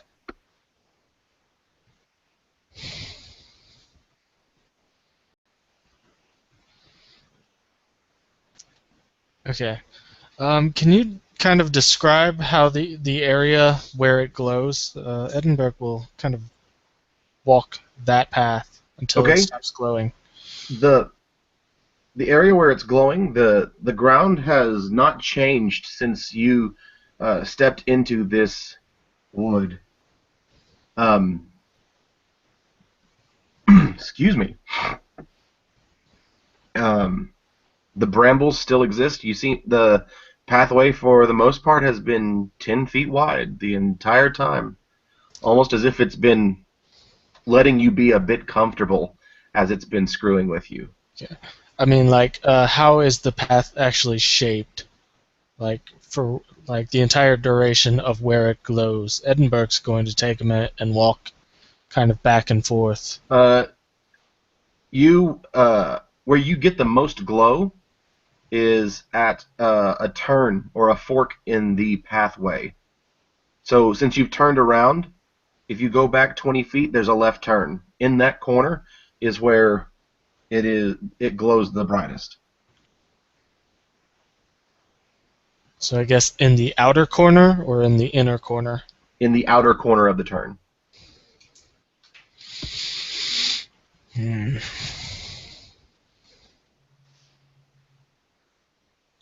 Can we recall what direction the dragon flew in? At this point, being able to make that judgment, as you try to recall it and think about it, you realize that you can't see the sky. You have obviously become so turned around that even if you remember the direction the dragon flew in from, you've lost your bearings to compare yourself to it from here. Okay. I believe we need to go that way, and he points towards the corner.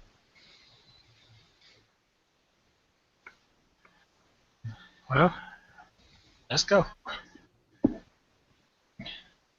Then we need to find our way to a path that leads to there, because it's not really going to let us through.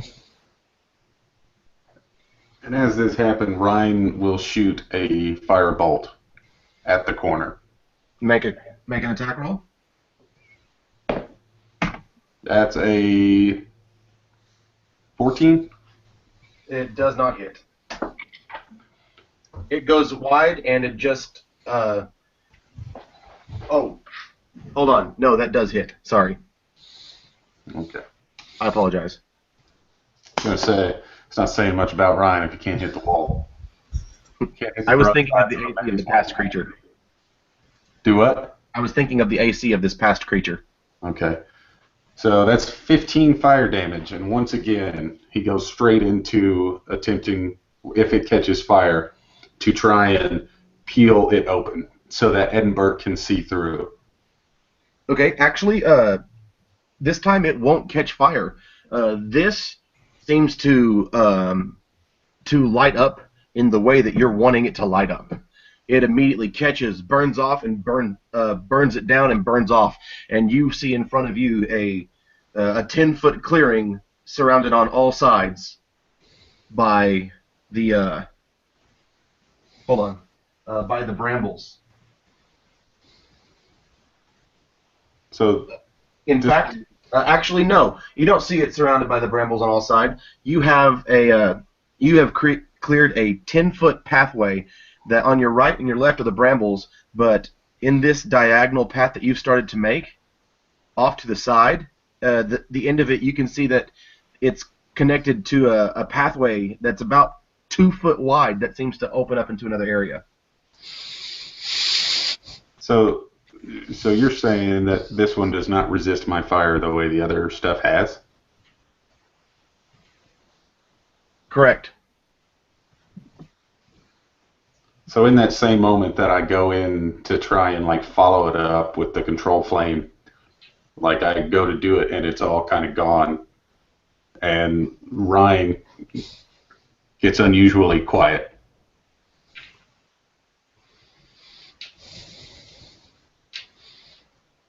Edinburgh is going to step into the path to see if it glows brighter. As you step into the path, it does glow brighter. Alright. Oh. Do you continue on into the opening, or do you just step into the path? Let's peer into the opening. As you peer into the opening, you see that you're in a 10-foot nook that opens up into another. Where you are is a. If you look to your in your nook, let's say it's to your 3 o'clock. It runs 50 feet. Actually, no, you can't see that because you don't have anybody with you. You can see that you've got a little bit of a clearing here.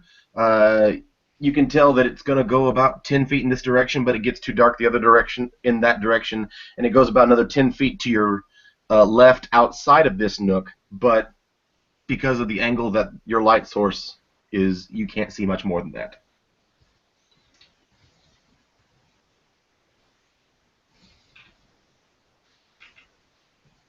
No, come on then. No time to stand about. Yep, I'll follow after Sir Edinburgh. I axe drawn. I'll follow him up. Yeah, same. Okay. As soon as you bring your light source with you across, it opens up. You can now see down that to your 12 o'clock after all coming into this nook. In your 12 o'clock going straight, it leads to an intersection at the very end of your sight that where it's a T, and right in front of you, including 20 feet of the path and 30 feet to your left, is a big 20 by 30 clearing.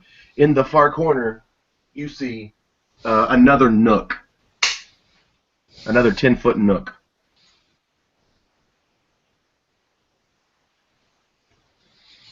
Edinburgh's going to attempt to take the straightest line from where he was going. If from the direction you're going, if you take that straight line, it will stop at more brambles, and all of that, the pathway that ends up being filled out for you, based off of the direction you're looking, is at your 430. That 50-foot path is at your 430, based off of from the previous place you were, following the light until it gets brighter. You come into that first 10-foot nook, and at your 430 is a 50-foot path behind you.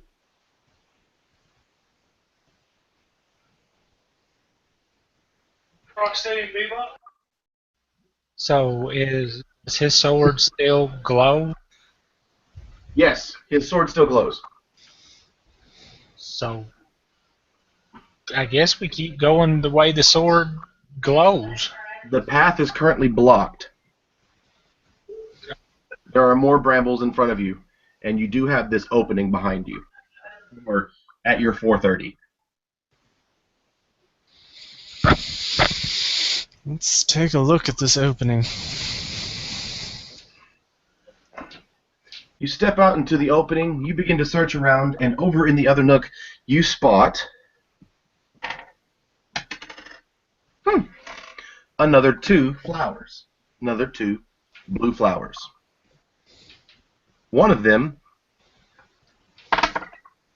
has 4 petals, and the other one has 6.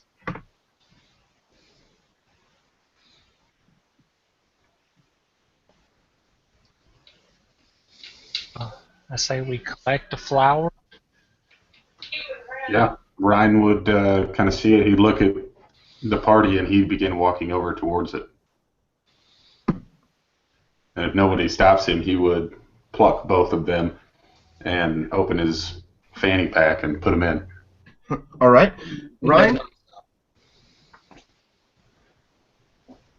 He stays with the party, obviously, but he doesn't stop, right? Right. Ryan? Something really good happens, right? You wish. Sorry.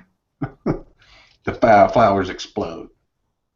As you reach out for them, the brambles come to life, not just as in a twig person, but as if the entire wall leaps out at you and takes some swings at you.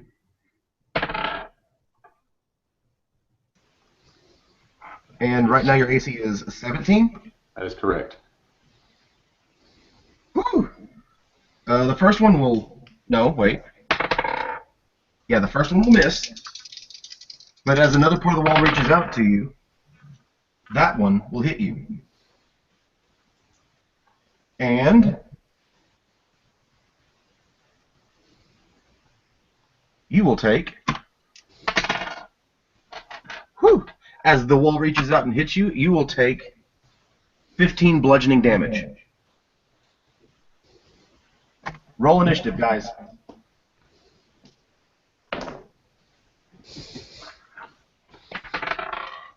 I am on fire with initiative, and these walls are about to be on fire.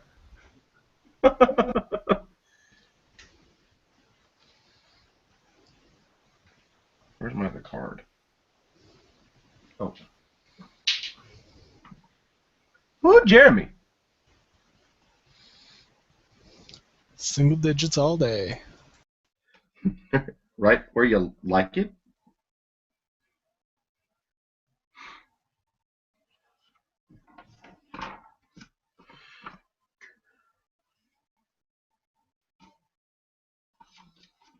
All right. Ryan, in front of you, towering over you at 10 foot tall, is this... I don't know a better way to say it. It's this big clump of earth and wood and tree and bramble and vine. More than 5 feet taller than you are. Is it my turn? Yes. Or is it about to hit me? Okay, cool. So kind of reeling from this, the first thing that Ryan does is he turns and he looks and he's like, he thinks for a moment, starts to look over his shoulder, and then turns, and I will force it to make a save. It needs to make a Constitution saving throw if it is a, let's see, if it is a plant creature or a magical plant, it makes this throw with disadvantage. Okay. Let me check. That's not part that I wrote down. Let's see. And save DC is 17. Save DC is 17. If, for whatever it's worth to you, if it is a construct or undead, it is unaffected. All right. And yep, it will fail its save. Great. If it is a plant creature or a magical plant, it takes maximum damage. So is it? Yes, it is. It takes 64 necrotic. 6d4. No, 64. 6-4. All right. Gotta love blight. Is it dead? No.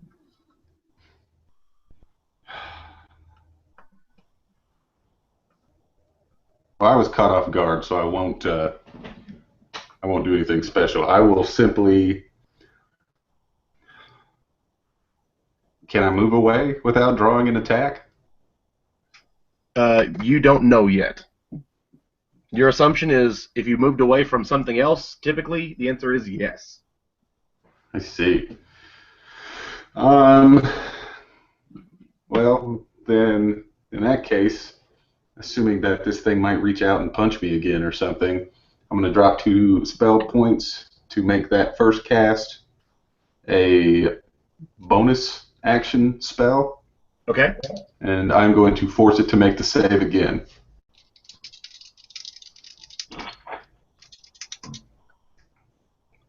What's the range on this spell? 30 feet. It's a DC what? 17. At disadvantage. I rolled a 15 and a 10, so I've got a 17. Okay. Let's see. So if it makes a save,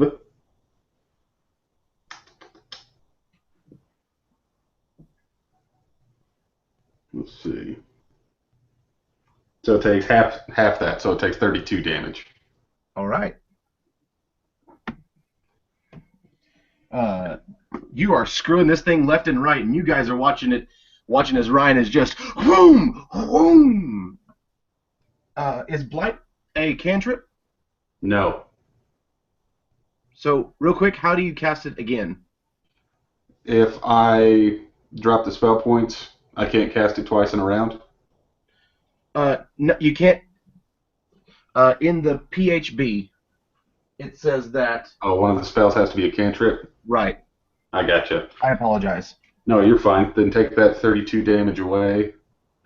Give me back my 2 spell points, and I'm going to try and move away from this thing. Okay, go right ahead. And it's going to attack you. And it only rolls a 15, so you are going to be able to get away from it. How far do you move? Full 30. All right. Full 30. Okay, there's not a full 30 for you to move. Yes, there is. It'll put you back over around the nook where you came in. Well, so I'll just go as soon as I clear Edinburgh, I'll stop and turn around. Okay, cool. Everybody right now is within movement to get to it, so you'll be able to. Edinburgh won't be right up against it yet, but is about to be.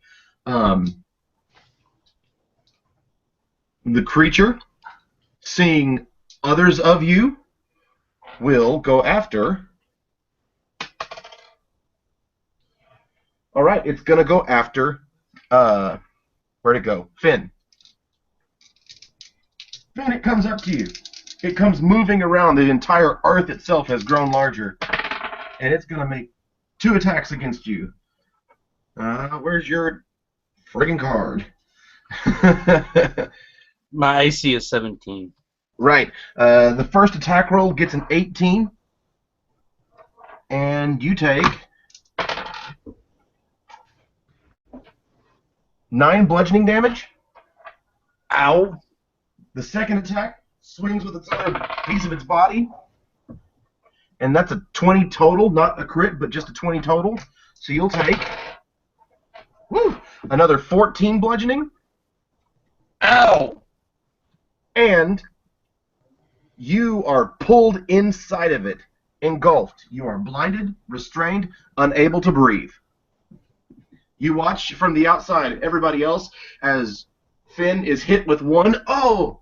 And as he swings with the other, you realize the first hand still has, or first appendage is still starting to wrap around it. When the second one hits, it wraps around him even better and just engulfs him, pulling the arms in, wrapping around him, and the arms never let go. 2 more pop out of its back, ready to continue attacking.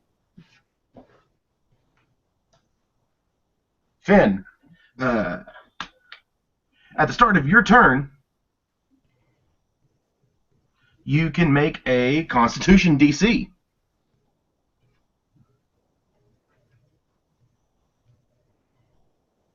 Is it a save or a check? It's a save. This will not allow you to be to get out. This will allow you to get your head out long enough to breathe and not take damage. So 13. All right. You are not able to get out, and you take another 16 bludgeoning damage as it begins to crush you.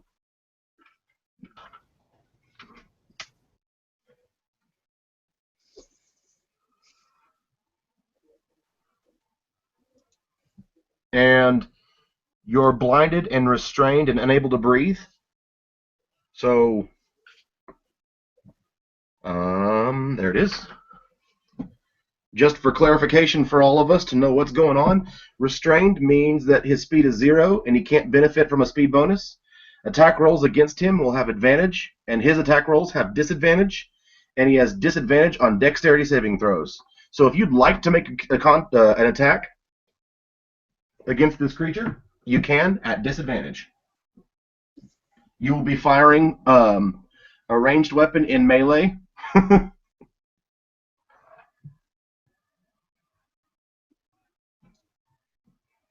Mm,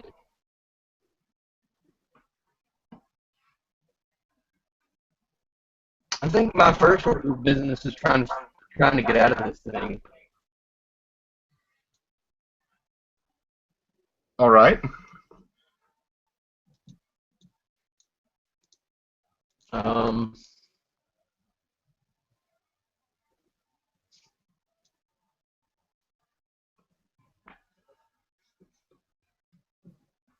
You can use your action to try to get out.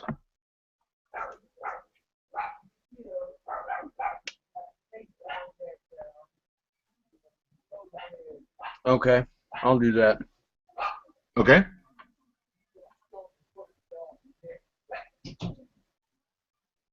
What is it? Athletics versus athletics? It's your athletics, or you can make an athletics or an acrobatics check to try to get out. Okay, so yeah, I'm definitely gonna start spinning and twirling inside of this thing. Go ahead. Not hitting too many thorns. It's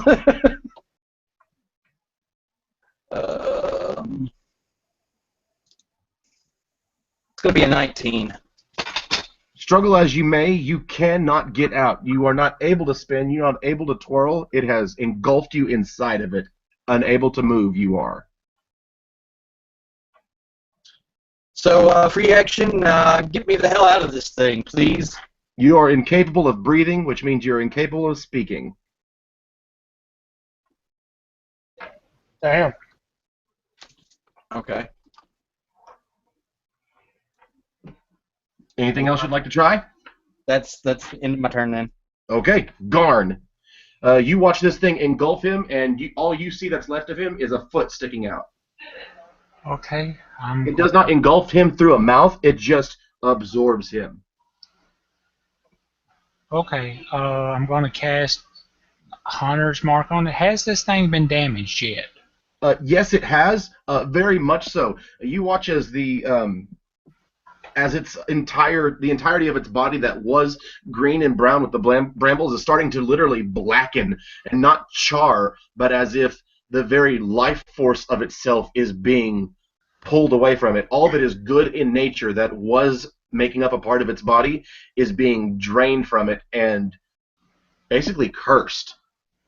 Alrighty. Then I'm going to try to hack it. And here, I'll do this because it's something that I need clarification on, and if you guys have clarification for me, I'll totally take it.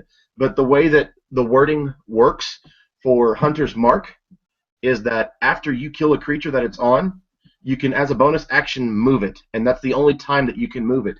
But you can also sustain it for a long time. Like, what level are you casting it at? Oh.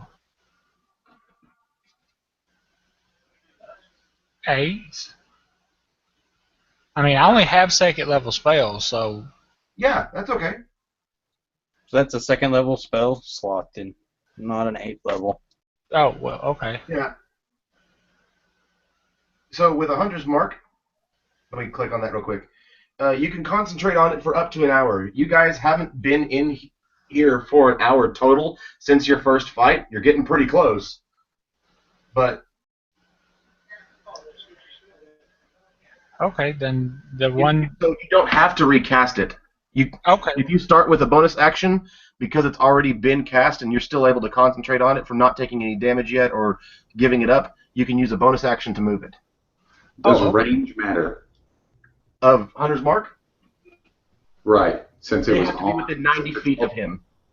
Right, but since the other target was 90 feet away, does range It's still the next target has to be based off of his location, not the previous target's location. Good. Okay. So go ahead, Garn. You put your Hunter's Mark on him. You didn't waste a casting because you're still concentrating on it. Go for him. Yep, so I'm going to try to hack and get Flynn out. Okay. So. 16.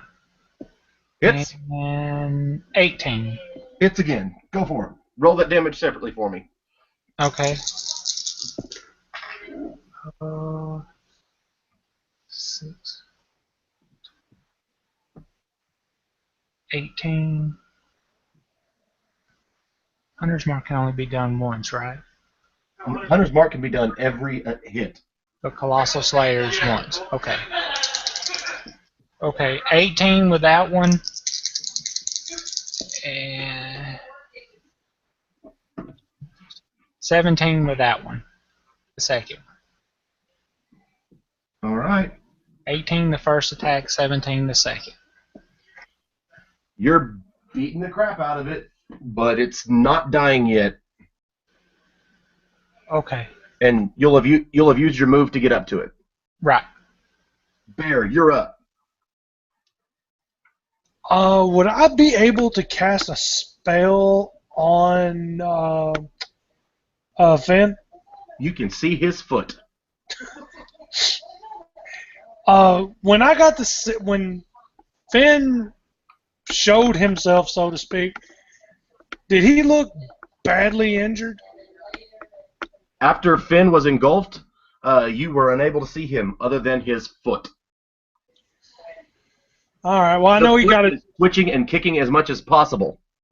Okay, but I know that he got bombarded the first time, right? You watched him get pummeled twice and then absorbed into the body. Yep. Okay, so I'm going to bonus action cast Healing Word, which will cure him of 2d4, I believe, plus my caster. Jesus, why don't I have that part wrote down? Pretty much what I'm going to do is I'm going to attempt to get him revitalized in a way. Okay. I'm going to use a second level spell slot, cast Healing Word on him. Alright, B plus 4. Alright. And he'll regain 8. And then I'm going to actually use my spell slot. Yeah, my action. Have I tuned to this staff yet? No, it takes an hour. Oh, okay. Okay. So I will actually use my third level slot to cast Cure Wounds on him, which I think that's only D8 plus. I think there's any bonuses for that one. Yes, it's your spellcasting ability. Ah, good. Okay. Well, then I won't have to change that modifier. So. 3d8 plus your modifier. Okay. So he will heal 16 off of that, and from 8 from the first one, Finn, you regain 24 total hit points. Thank you. Oh, you hear? As you do that,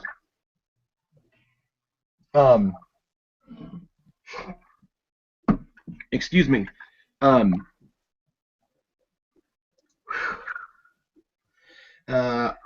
I need you real quick to make a dexterity save for me, Bear. Because you are reaching out, trying to touch a foot that is effectively a part of this creature right now. 18. 18?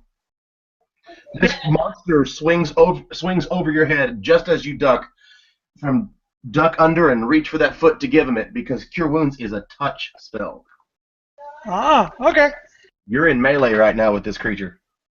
Okie dokie.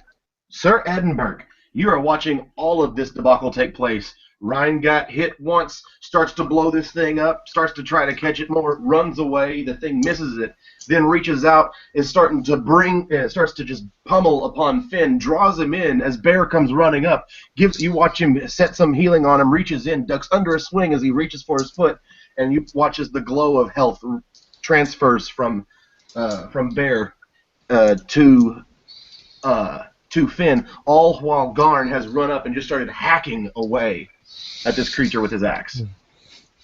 So Edinburgh is kind of almost zoned out for a minute as all this happened. Just this anger is just welling up in him, and finally he's just reacts and charges, and he's just going straight for one of this thing's arms, attempting to just lop it off. Ooh, I got a crit and a 18. Both hit. All right. So, next, that attack. So, all right. For the crit, that will be 22 damage on the critical hit, Okay. and 15 on the second hit. He's just cutting away, trying to chop this thing's arm off. All right. With that first hit, you watch as the creature begins to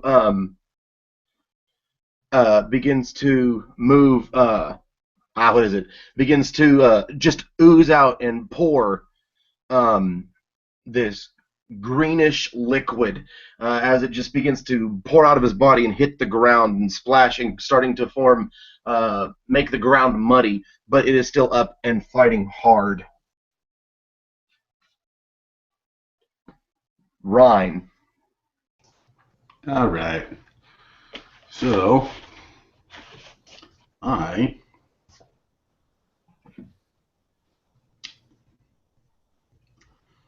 yeah.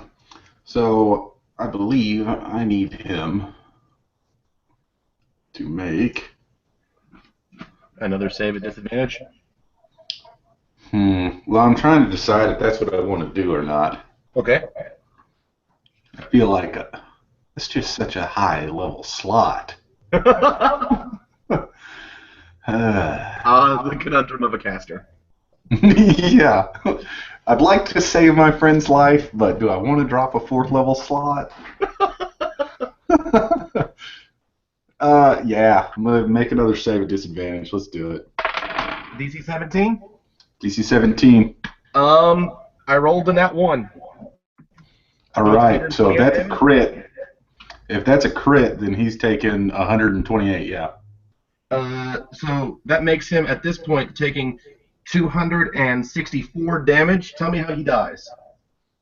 I don't think he takes 264. He would take... No. His total damage that he will have taken this fight is 264 with that damage you just did.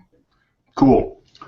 Well, then, yeah. So basically, as Ryan kind of considers a fire spell for a moment and then instead goes ahead and goes with what works, as he holds his hand out, his hand out with that gem inside of it, it's almost like heat has affected all of the water in all of the remaining cells in this creature, and the steam just starts to swirl about, and it just starts sucking into this gem that he has in his hand. And eventually, as he kind of pops his hand back, you just see this, I don't know if this is it or not, but this shambling mound just kind of living organic material just kind of crumble over on itself, lifeless, as though it's inanimate. Oh, yes. Not only just inanimate, but the muscle and the strength that it had, it all just turns into dead weight, at which point Finn, from the broken, dry, dead wood, as if it's been set out for months through many winters, he's able to just pop himself back up out of it. And right there, let's take a 5-minute break. Okay. As Finn says, "Holy shit, that was a close one." Oh.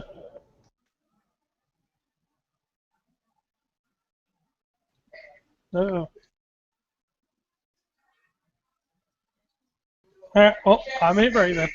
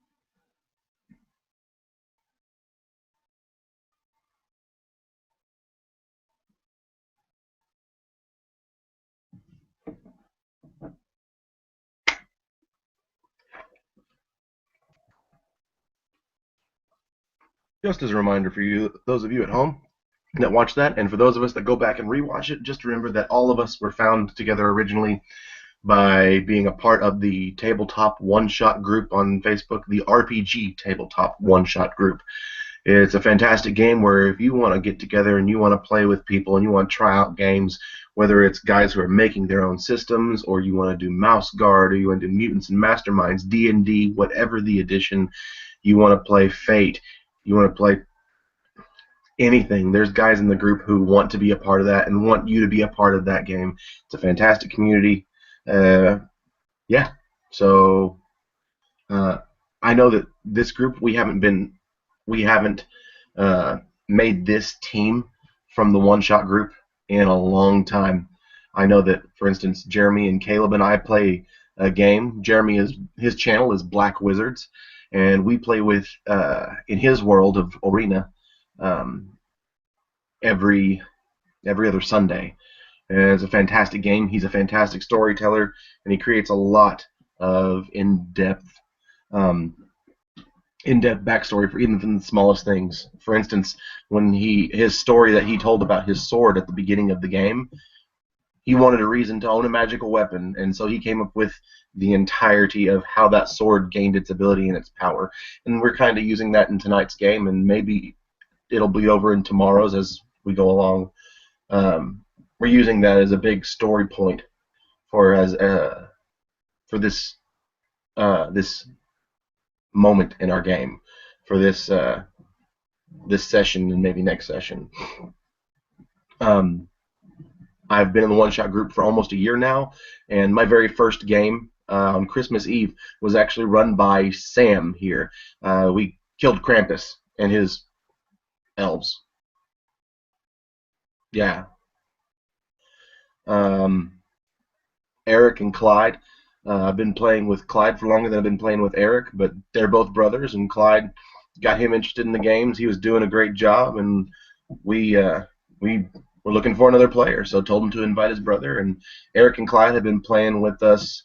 Gosh, Clyde's been with us, I think, since episode 1, maybe 2, and Eric's been with us since episode 3. So it's been a really big deal to have watched Garn, which is Clyde's character, and Bear, which is Eric's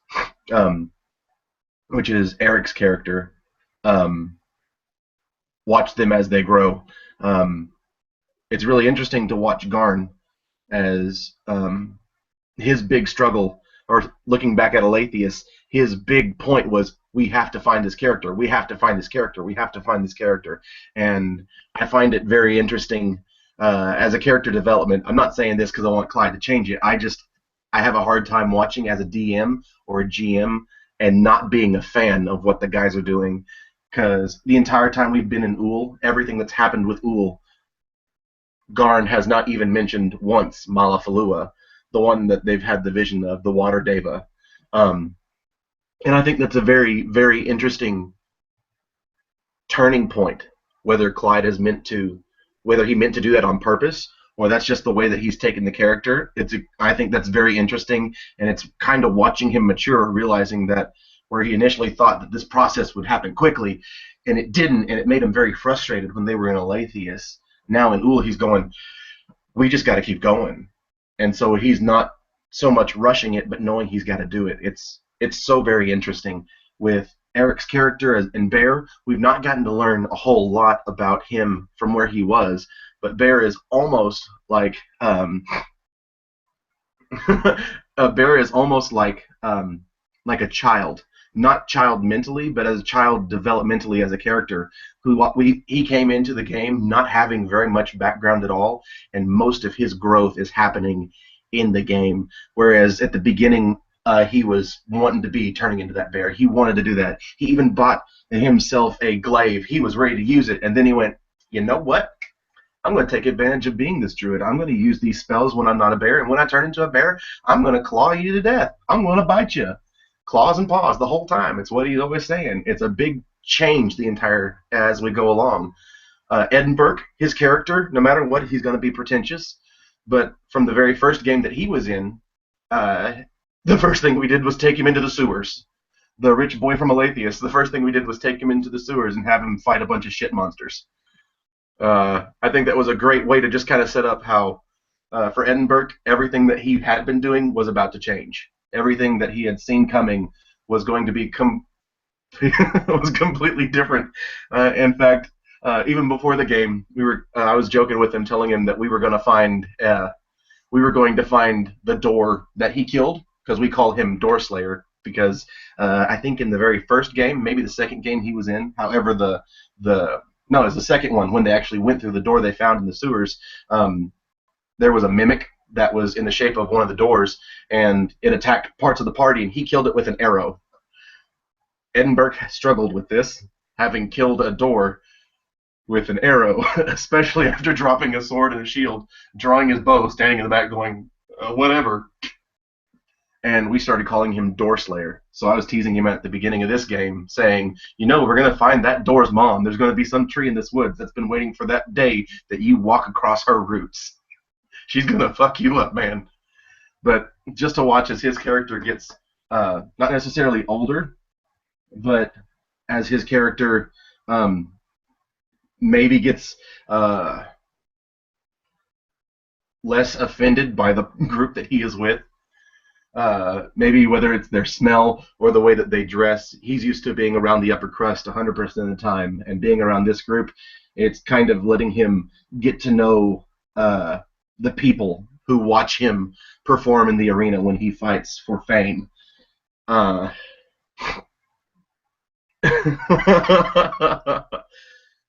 then Ryan, Caleb's just doing his thing with Ryan. It changes left and right. Something happens and he decides to take it and run with it, and sometimes I put some bait out there and he goes, nah, I don't want it right now. I'm not going to mess with that. And then I'm absolutely enjoying Finn, who's going, I don't know what the fuck I'm doing. I'm used to being in the city.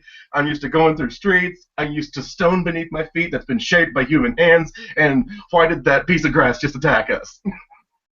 Yeah. He's more glad that it didn't grab the wizard. He's just glad it grabbed him instead of the wizard. Especially with the wizard being able to do what he was doing to it. It's like, if there's anybody who's going to save me from this, it's him. Don't hurt him. Everybody protect our sorcerer. He can save us from this shit. I'm glad I tried to eat you as one. Level slot.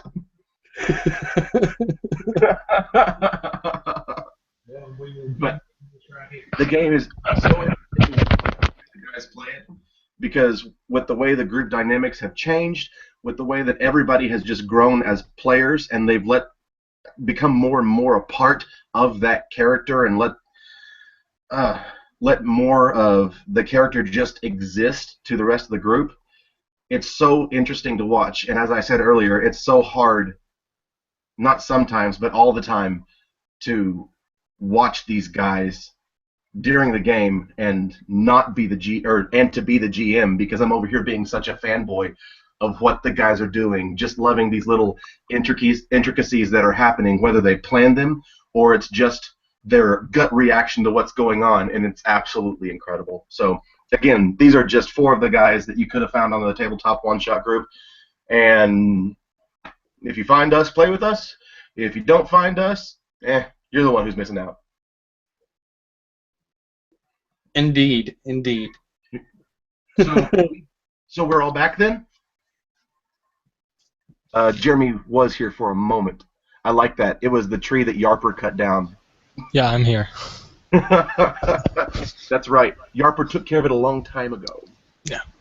No problem. Its parent was dead 100 years ago by another character of mine. That's right. That's why it had all this metagame knowledge, this out of character, and was attacking you because it knew you were Jeremy. It's a personal fourth wall. That's right. The door was the one actually trying to exact revenge. And that fourth wall, that is next for me to slay. That's right. When I find that, it's like, I'm doing this, I'm doing. I'm gonna find you. I see you in there looking at me. What would be great is if it was actually a wall. Yes. And you hit the wall. It's alright. That wouldn't be that great. So, do we have Eric back?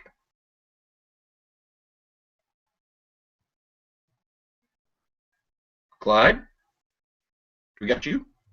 Yeah, I'm here. He's still. Okay. We took this time to grab supper, so. Oh, okay. Well, I'll go ahead and give you the part that means the most right now. I'm certain that since we don't have bear available right now, we've still got those blue flowers. If you'd like to find out what they do on somebody who's hurt, and during that fight, as Edinburgh charged in and went after him, you watched as he continued to run toward that mound of massive just vegetation and earth. The blade began to dim.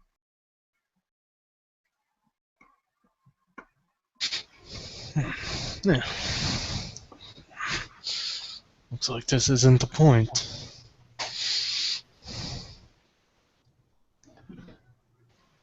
So Ryan would reach into, again, his sack and pull out a little vial, and he'd kind of look at Finn and kind of hold it up, as in, do you need this? He would have told you it's a healing potion. Yeah. I mean, he's kind of checking himself over, and he just lets out a big sigh, and then takes a deep breath in, and effectively, in game mechanic terms, he's taking a second wind, and he'll shake his head no, and he'll say thank you though. Not yet, anyways. Perhaps if we run into anything else, I may need it after all. Gotcha. So on these last two flowers, Jim, you said one had 4 and one had 6. One had 4. Well, one had 4. The other has 5 because no, these last two flowers, they don't exist anymore. They are when you used blight, the flowers were a part of the mound. I had plucked them, I thought. No, as you go to reach for it, it attacks you. Okay. Cool. Well, then what I would do is I would then flip open my satchel and pull out one of the leaves and kind of look at Edinburgh and chew on it. And tear it out through my teeth and then roll it up and just kind of stick it in my gums and just to kind of let it sit there. Okay. Are you down HP? I am. Okay. You gain 1 hit point then. Cool. You ate 1 leaf, you get 1 hit point. 1 petal, excuse me. Do you wish to take any more petals?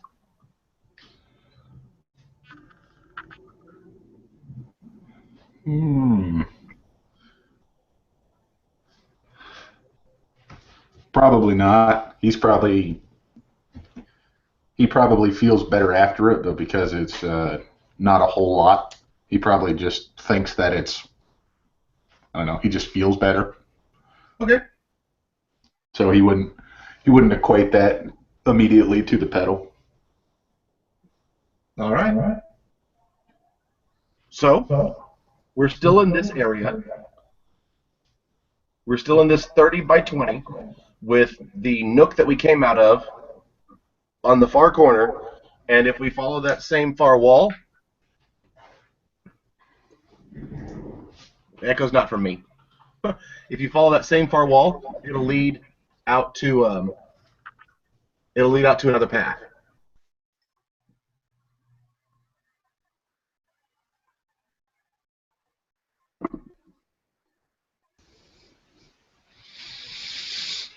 Edinburgh's going to look for a way to get back going in the direction where the sword was glowing.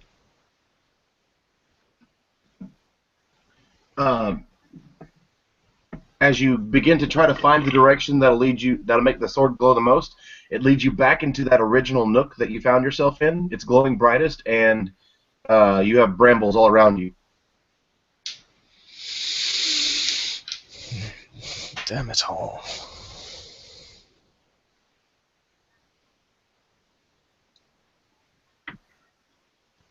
Finn kind of exhales, kind of definitely out of his element, and he's gonna look down actually, and look at the sword, and then look at Edinburgh, and he just says, "I wonder what will happen if you set it on the ground there."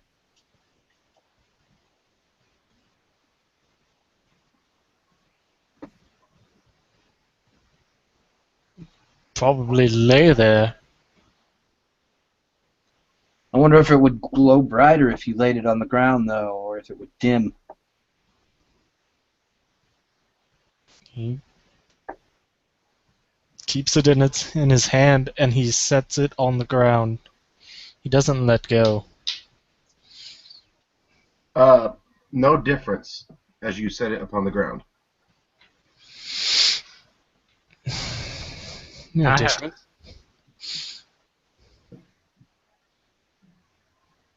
Oh. Well, we've been following this path. Wonder if we could make our own. And then Edinburgh just begins hacking into the bramble. Okay.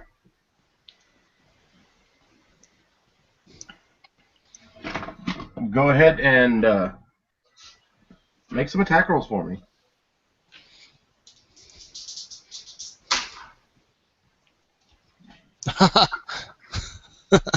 That's 2 19s. For me, that's 2 crits. Yep. I get to waste my crits here.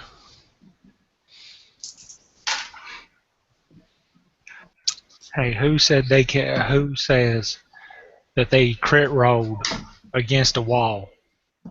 The same guy who kills a door. Alright, so a 20 and a 19 damage. 20 and 19. Yes. His hacking away is literally just cutting off swaths of it as you watch him, almost like a cartoon. Just every step he's moving another half foot deeper and deeper into it. Ultimately, he's cleared out with those 2 whacks perfectly placed that causes just vines to drop to the ground dead in another 10-foot area in front of him. And every whack brings him closer with his sword and makes the sword grow brighter.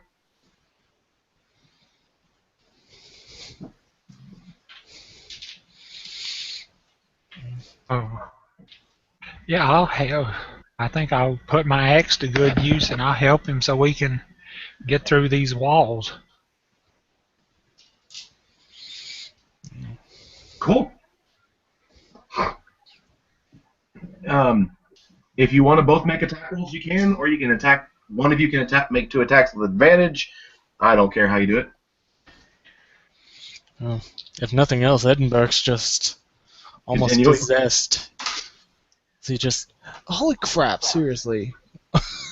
Well, I got I'll another take- crit there. So here we go. See? it's ridiculous.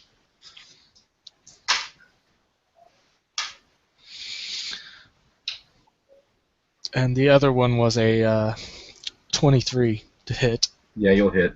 All right. That's a 10, and then there's another 20 damage. A 10 and 20? Yeah. Okay, as he is hacking away just mercilessly, you find as he's continuing to swing along, you break through the thicket completely. And when you finally make your way through that thicket, you come to a dark clearing. This one, the far edges are just barely outside of your range of vision. And in the center is a pond, 20 foot in diameter, with a glass-like surface, hiding dark water for lack of light. Bones are scattered across the entire area, both large and small, all beside the pond.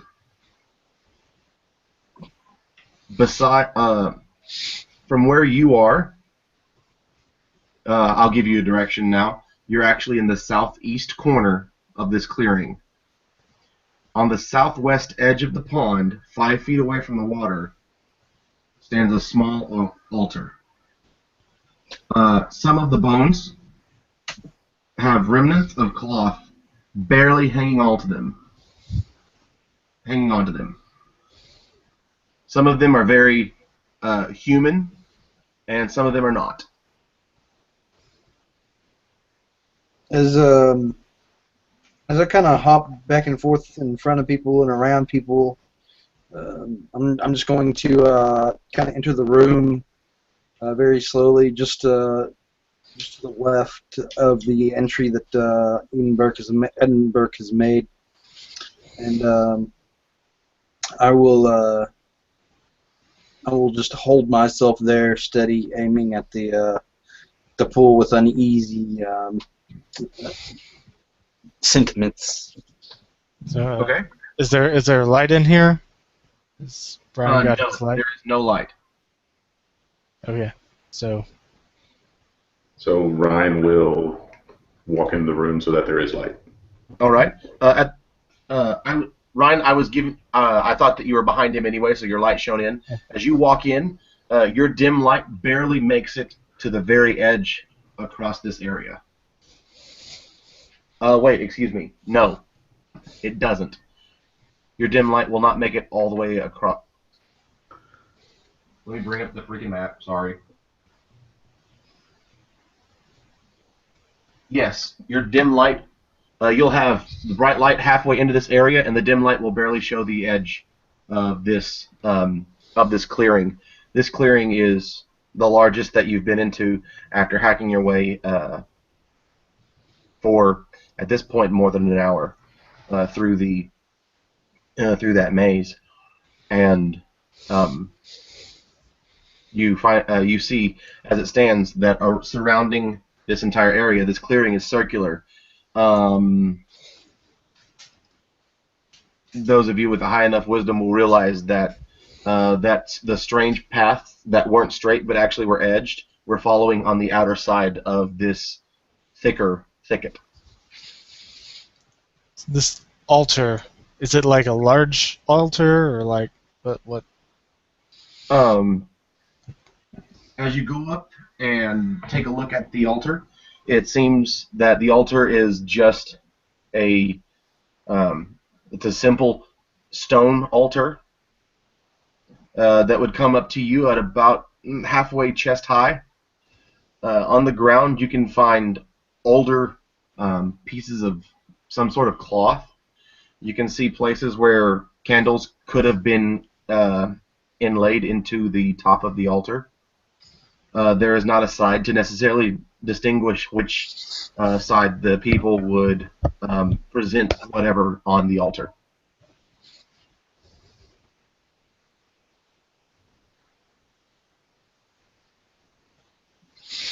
He's going to look at it for a minute, but he has no background in religion, so he would know nothing. If you'd like to make an investigation check.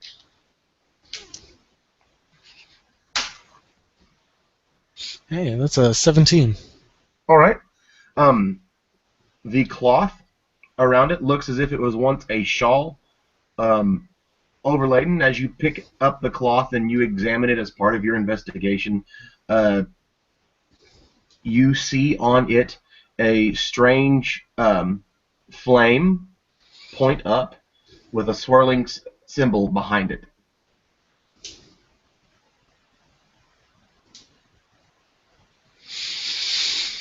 Does anyone know what this symbol means? Anyone?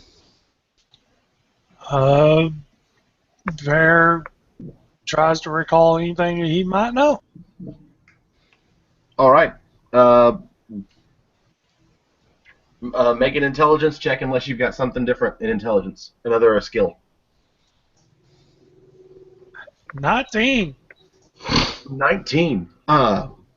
Out of nowhere, you are searching through something, and you remember in your head stories of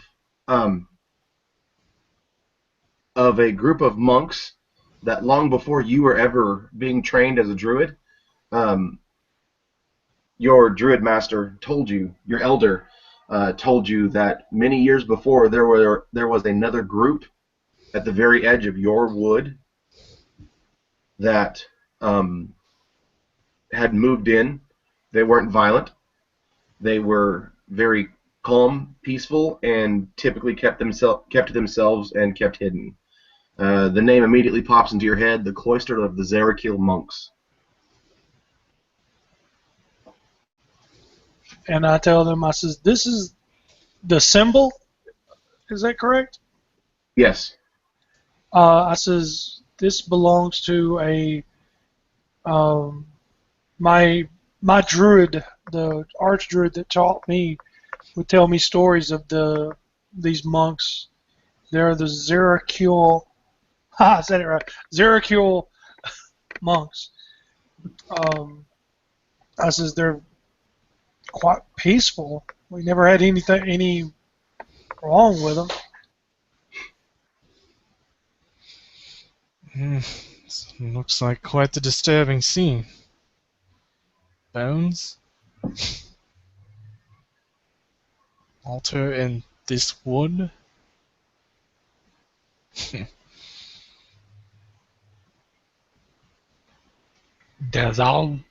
Is all this cloth got the same symbol with the other bodies, or is it? Oh, are you checking the bodies? Well, when he was saying when Bear starts out, Garn will actually start moving around to see if he could see if they all Okay. have the same symbols or if it was. Make a perception roll for me. Okay.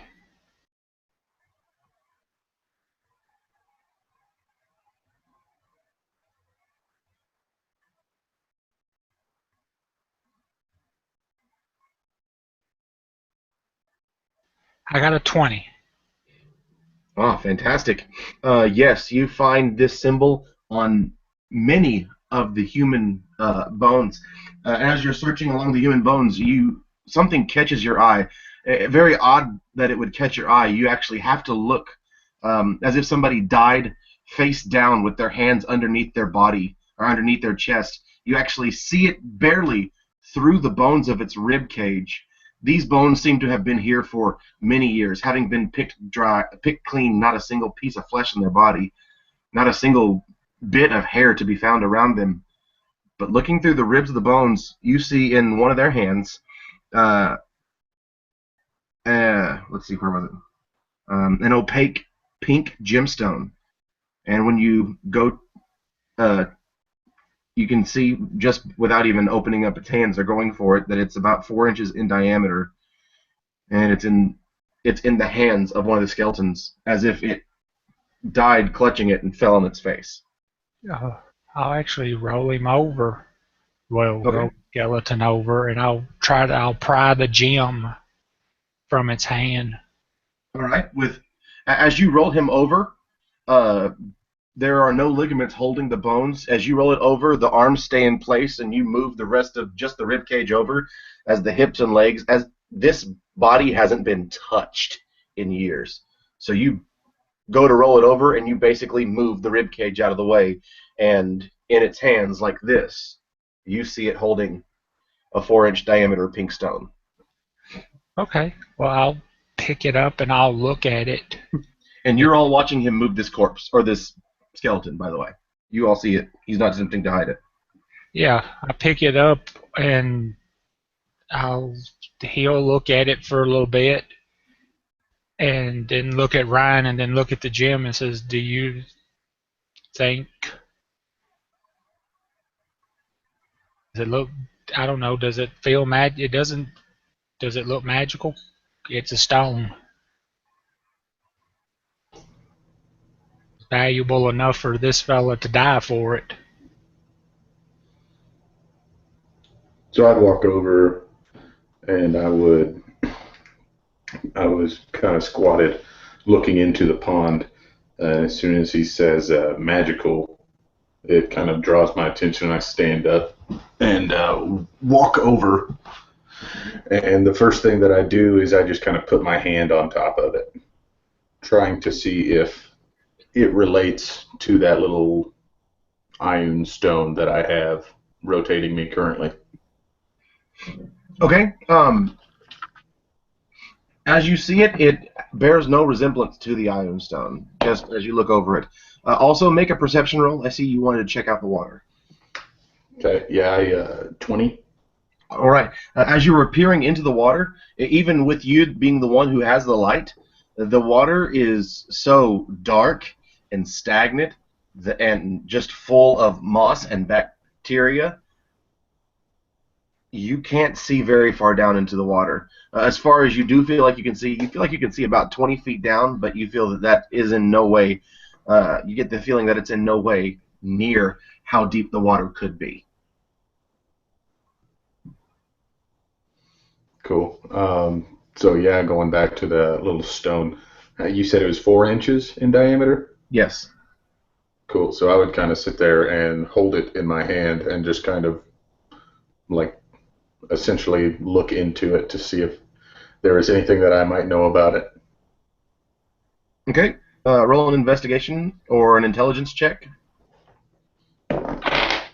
Another 20. Is that investigation or intelligence? Let's go with intelligence. Actually, yeah. The intelligence roll, you're able to get that this gem is the weight of what Garn said, having found this gem that this man was willing to die for, is really just sticking into your head. Being 4 inches in diameter, your thought is, it's worth a lot of money. It has to be, because of how big as a gemstone it is. It has to be worth a lot of money. But why would these monks need to keep something so valuable? It doesn't bear markings, the markings that's been pointed out to you. Bear hasn't mentioned anything about them needing to have this. As far as you can figure out, it is some trinket that has no business being with these monks.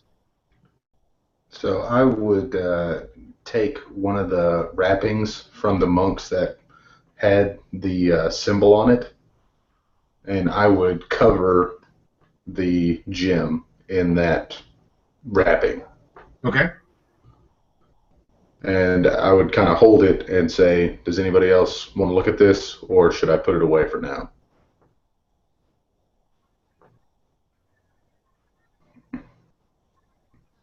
And with the room silent, I stick it into the sack. Finn is getting very uncomfortable about all these bones and remains and such in the stagnant water, and he's gonna look over. He's gonna look over at Edinburgh, and just gonna look back over to the puddle, and just curiously, out of curiosity, he's going to fire a simple crossbow bolt into the water. Okay. With that shot, the whip, still, it's the only sound that you're hearing. You're not hearing the woods or creatures. The sound of the release of the crossbow is the loudest sound in the area as the bolt goes flying into the water and is gone. The water ripples. And as you watch it, the rippling ceases and it goes back to being glass still. Finn, you'll be the one who realizes this. You are able to notice how many of the bones are human. Everybody's seen human. People are checking human bones, but you are recognizing patterns of bones that obviously belong to deer, animals that belong, or bones that belong to raccoons. For just a moment on the near the edge, the closest edge to you, you see that there is a rat that is watching you and runs the extra 6 inches back into the brambles. The bones that are laying there from the animals, it is just as difficult to distinguish how long that they've been sitting there, just the same as the human remains. Where did this rat go? The rat went into the brambles where you are, since we said that the corner you entered through is the southeast. It went right into the east brambles. I'm gonna look over to Ryan and Edinburgh and say, did y'all see the creature, the little guy watching us? The rest of you would have missed it. Edinburgh's just been staring at the altar. And Ryan would kind of look up from his pack after finishing stowing the gem and say, "Little guy, are you saying there's someone here with us?" It was a rat. A rat? Ran that way, and I point the direction that he went.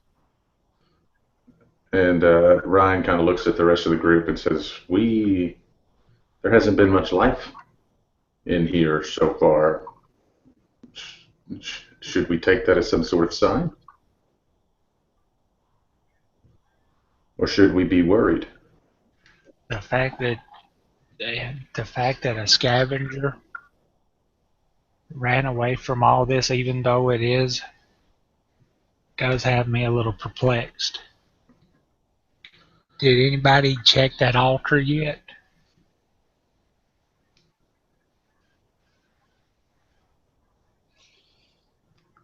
Well, Jeremy, you muted. Yeah, Edinburgh's been just looking at the altar. This was Bear that knew of this group. Is that right? Or was it Garin? Yes, it was me. Okay, Bear. that's what I thought. Oh. The monks, what did they do with this altar? Um, And was it theirs? does this altar look like it belonged to the monks? From what Edinburgh has already found, he found remnants of a shawl that had been laying on the altar that had the mark of the Zarakil monks.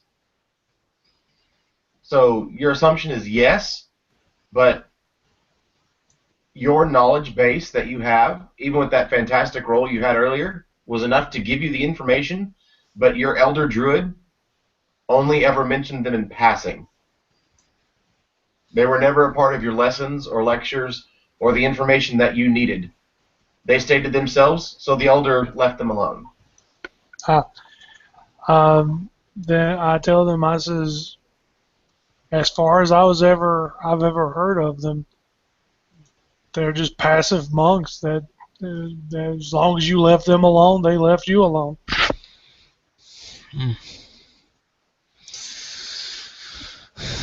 Well, it seems they didn't leave someone alone.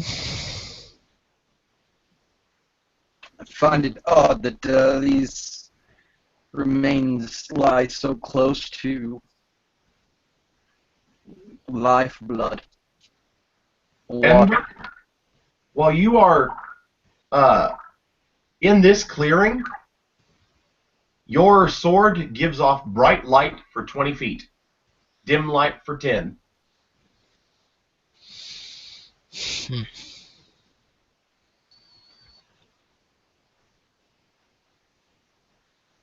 Edinburgh is going to kind of hold the sword over the altar, see if anything happens there.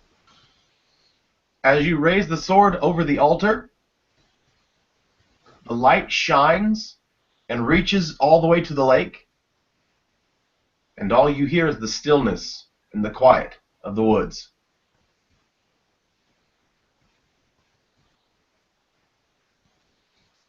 What the hell?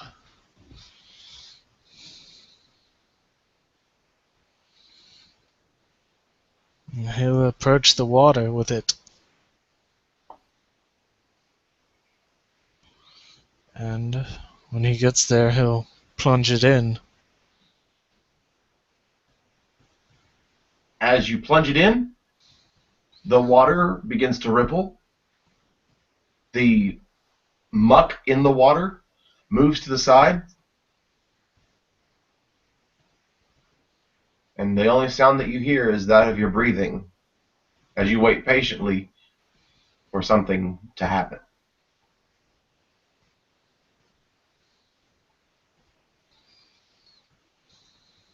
Look over at Ryan. Let's say, noble wizard. Perhaps fire on the altar would do something. I see a fire symbol there. If that's what it looks like. And Ryan, who was still looking in the direction of the way that you pointed the rat, kind of still has something on his mind. But when you say wizard, he kind of turns around and gives you a sharp glance. And then when you bring up his fire, he kind of scoffs and snaps his jaw. And he says, "Fire is not a toy." And his gaze just turns back in the direction that the rat ran off. He says, "You have a torch, light it." I will light a torch and place it upon the altar. Touch it to the surface of the altar.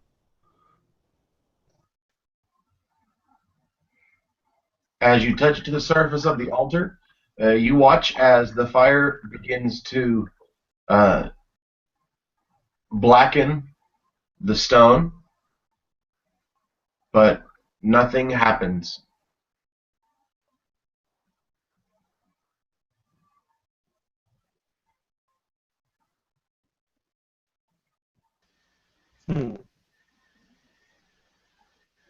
Well, that's the conclusion of my bright ideas for today, fellas. And he snuffs out the torch so he can use it later. Ryan,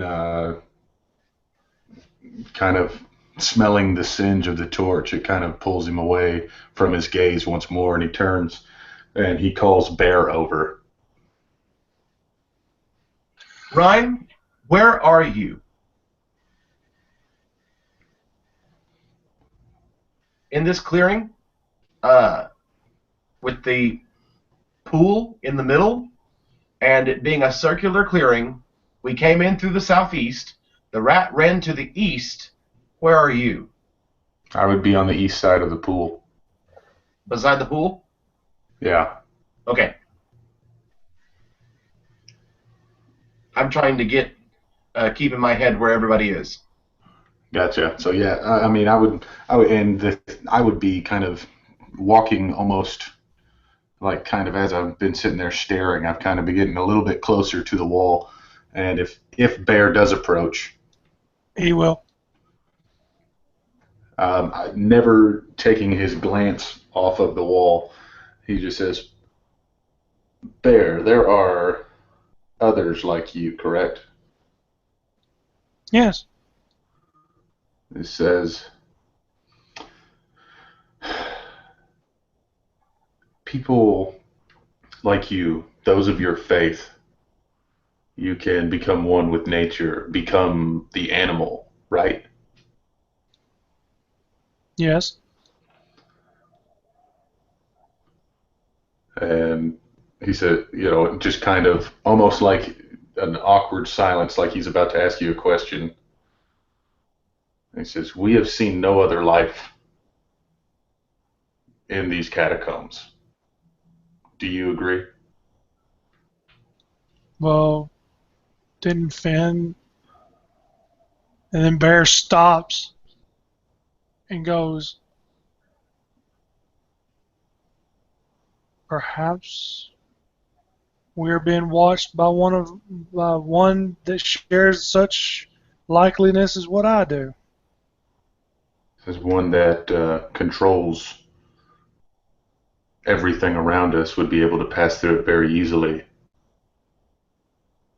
And at that, Ryan wouldn't really have anything else to say. He would just continue kind of looking off in the direction that little rat ran away, just spreading his paranoid ramblings around. I says, I have a feeling whoever's behind all this is that rat. If it is someone that has said capabilities of me, of turning into a beast, I believe they are using their abilities for something a lot more that I must put an end to if they are. It is only a possibility, but the way that you spoke to the flower blossom earlier, the way you commune with nature, the way that you can command the green of the world, others can do the same, right? If they possess the training and the discipline that was taught to me, yes.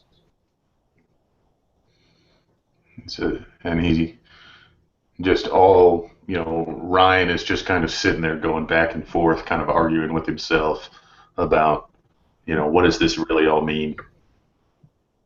What is Edinburgh doing right now?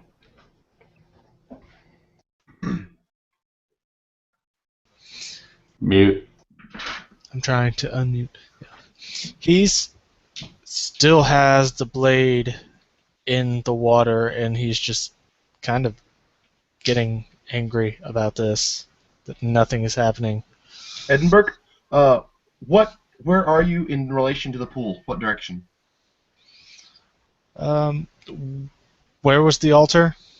In the southwest. Okay, then he is pretty much between the altar and the pool. Okay. Garn, where are you? I would be looking around. Like I said, when I was asking about the altar, I would actually be checking around the water's edge.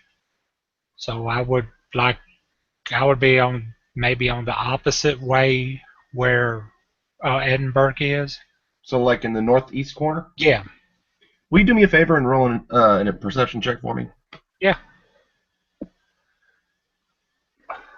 I got 8. All right. Thank you. So when Ryan goes back to, pretty much going back to what Ryan does best, rambling to himself, Bear walks up to the altar, and does the altar give off a bad vibe? Like, when you walk up to something, you just feel like something not Yeah. right about it? It doesn't emanate any specific kind of feeling.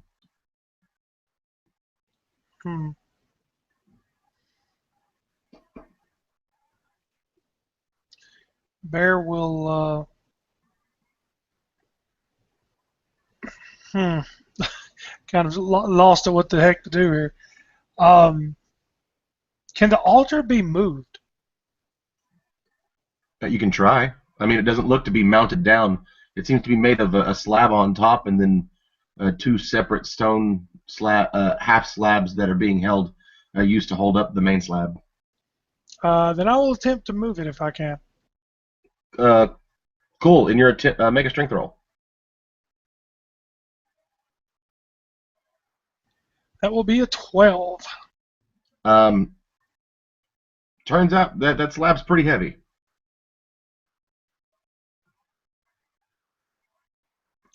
Well, if I can't lift it,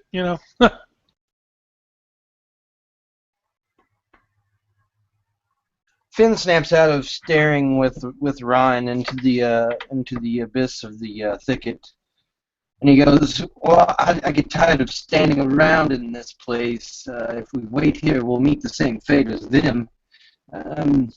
Perhaps we should continue on and search for this rat among us."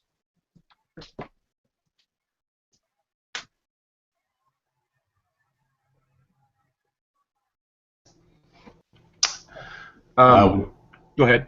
All I was going to say, when you say rat out loud, it almost like he's holding on real tight. He's kind of looking out of the corner of his eye as he starts to turn his head, and then finally he whips his head around and looks to see where Garn is? And is he still roughly in the same position he was? Yeah. Garn is still northeast Yeah. of the pool. Cool. So he's actually closer to me, at least as far as the room goes. Right. And so once I see where Garn is, I see Bear kind of pushing up against the altar, and then I look and I see Edinburgh. Is he still holding the sword in the water? Okay. I think you mouthed yes at me there. Cool. As I would just kind of walk over and say, what is it you hope to achieve, Sir Edinburgh? The light is greatest here. Something has to happen. Something will happen. So Ryan will again pull the gem out of his pocket and uncover it, and kind of holding the gem in his hand, he puts it in the light of the sword.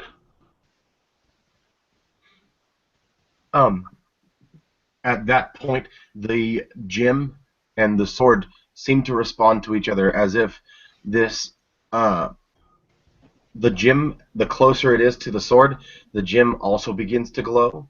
And when they get within 5 feet of each other, there is this constant arcing of force energy that moves between it. And then finally, you watch as the gem begins to absorb some of the light from the sword, and then it quits absorbing it, and both continue to glow.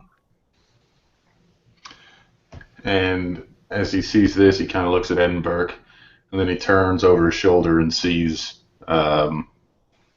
again, the pushing on the altar. He brings over and he sits the gem on the altar itself. And he sits there for a moment just watching to see if something happens. And as you wait for a moment, and another moment, and it's the quietest stillness you've ever been a part of as you hold your breath, hoping something will finally happen.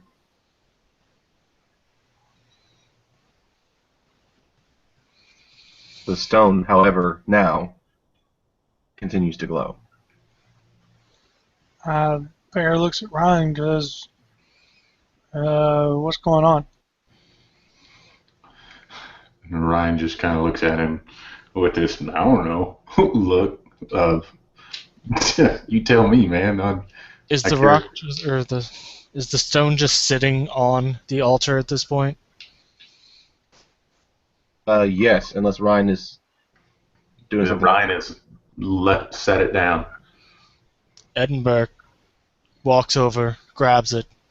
Something goes in that damn water, and he just throws it in. And you throw it in the water. Boom.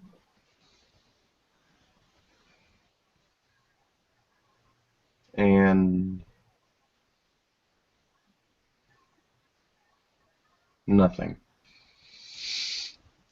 Edinburgh then, angry, he begins pushing the altar, attempting to push it into the water. Okay. Strength check. Inspiration. Alright, that's better. That is a 21. You are able, as you begin to push, you realize this is a whole lot heavier, and then you fully lean into it, and you're able to knock it off into the water.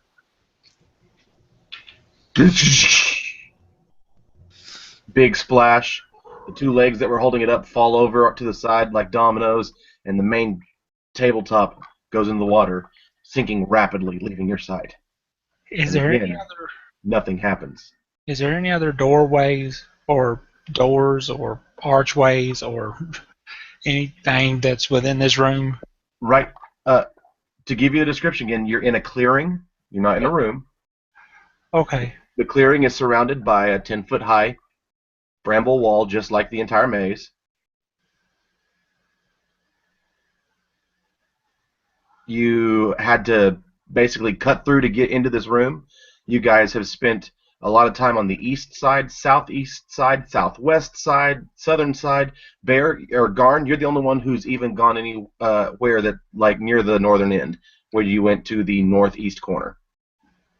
So there's still Edinburgh, after finding the altar, has been trying to figure out what to do with the altar and the pool. As soon as the rat was seen, we've had Ryan over going, how am I going to take care of this? Bear had been a part of that. And Finn is frustrated, feeling as he's exhausted all of his ideas.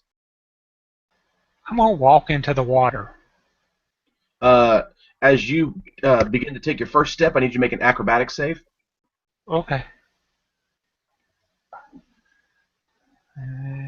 You bring my sheet up.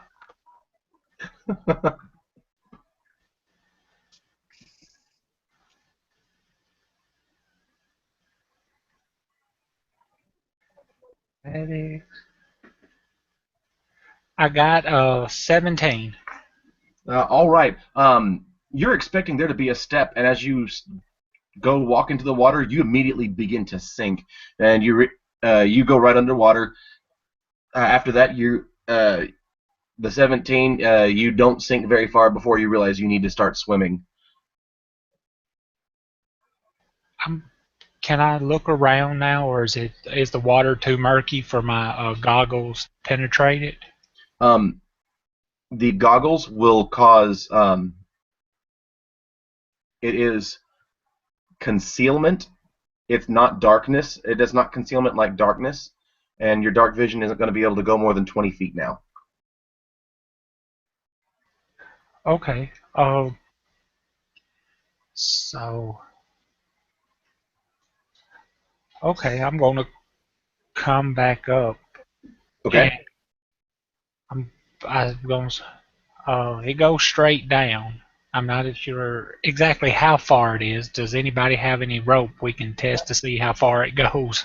And Finn immediately, having been kind of anticipating something like this, he's already taken the rope off his shoulder and tied it into a little, almost like a little belt at the end, and tosses it immediately over to Garn. And he looks at Bear and says, "Bear, do you mind holding the other end of this? I'm not as strong as you." And he looks over to Edinburgh, and perhaps you could help him even. I don't know exactly how much he weighs. And he says that below his breath.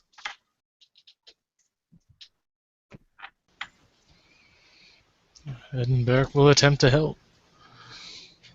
Ryan, even if only for a moment, and if he gets ignored, that's fine.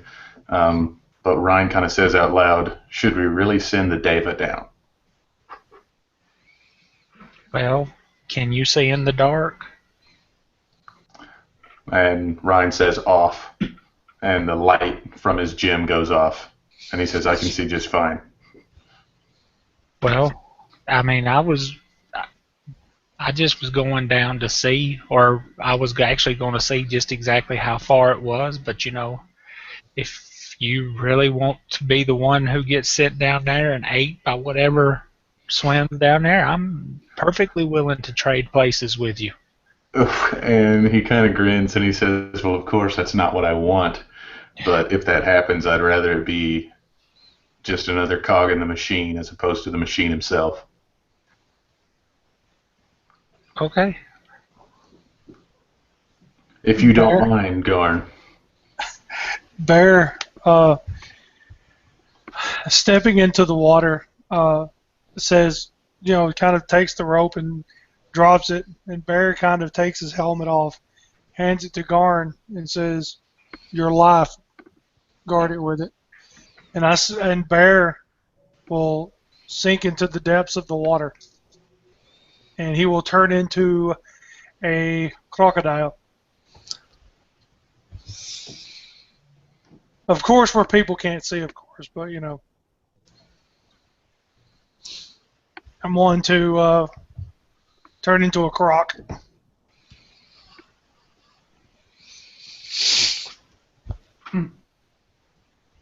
Yeah, you can turn into something with the swim speed now, can't you? Yes, I can. Cool. I actually had to check to make sure. That's why you'd been being quiet. I got it. Yes. Actually, could a shark survive in this water? Because, I can see bear turned into a shark.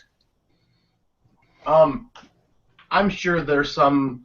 Let's see. I would say you're not familiar enough with sharks. Okay. Well, if Croc's fine. If Croc's more doable, I'll do it. I'll be a Croc. Okay. I'm not being a dolphin. All right. So you turn into a crocodile and go into the water. Where do you go? I swim all the way down to the waters, to as far down as I can. I'm also looking for that gem, sir, and burn through the water.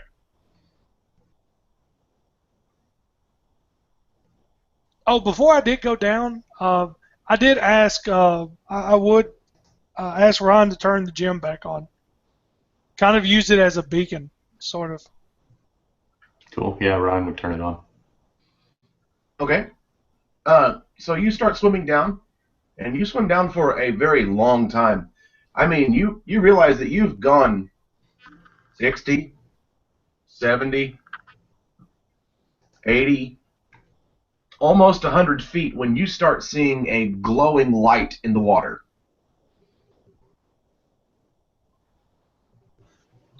Does it look to be that gem? The closer you get to it, it does. All right. Well, when I get close enough to it, I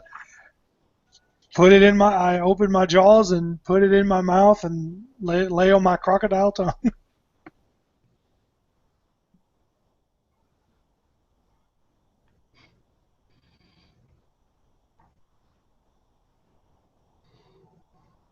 Cool. So Ryan, as we're all kind of standing over the water here, I would kind of turn to Flynn, and I would say, or excuse me, Finn, and I would say, Finn, um, you want to check the remaining area? I don't believe anybody's been over to that wall, and he kind of points towards the north and northwestern area. Okay, I'll definitely immediately respond to the wizard's request and take a look over there, and I'll even spend my inspiration to make sure I do a good job. Okay, real quick. Finn, do you have dark vision? I do not, but he's got the gem on. Right, but the distance of the gym is 30 feet? Okay. 30 feet bright, 30 feet dim. Right, so for you, dim light gives you disadvantage on perception checks. Okay, so I'm spending my inspiration that we started with, and that's just going to be make it a flat roll then. Okay. Is that correct? Yes, sir. Okay.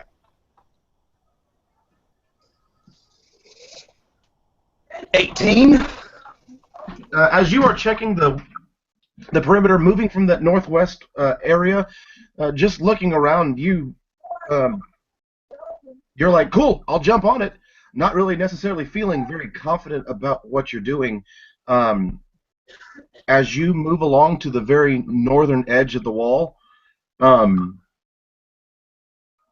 feel a breeze coming from through the briars. Very faint, but it's definitely the first movement of wind that you felt coming naturally rather than some creatures attacks.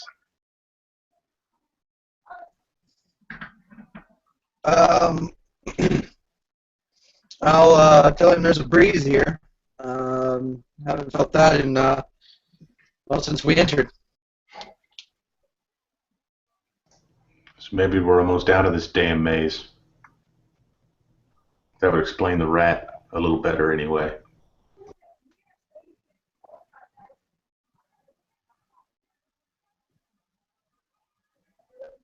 And the croc surfaces with the gem in its mouth. You know he's coming because of the gem coming up.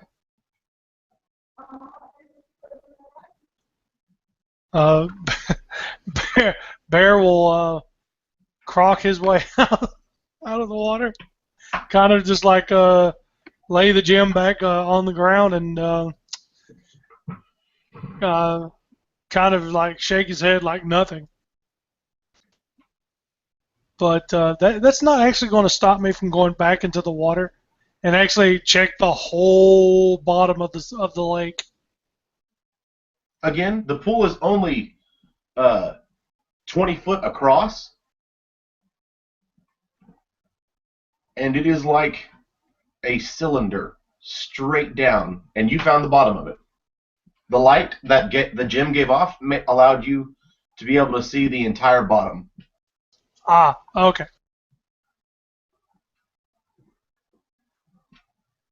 Well, then I'm going to skulk around as a crocodile for a while. Okay. When Finn, I'll go over to where Van is talking about the breeze and see if I can see through the brush. Go ahead and make a perception roll for me.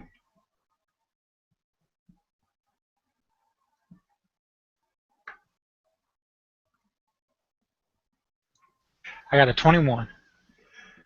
Try as you may, the brush blocks sight completely.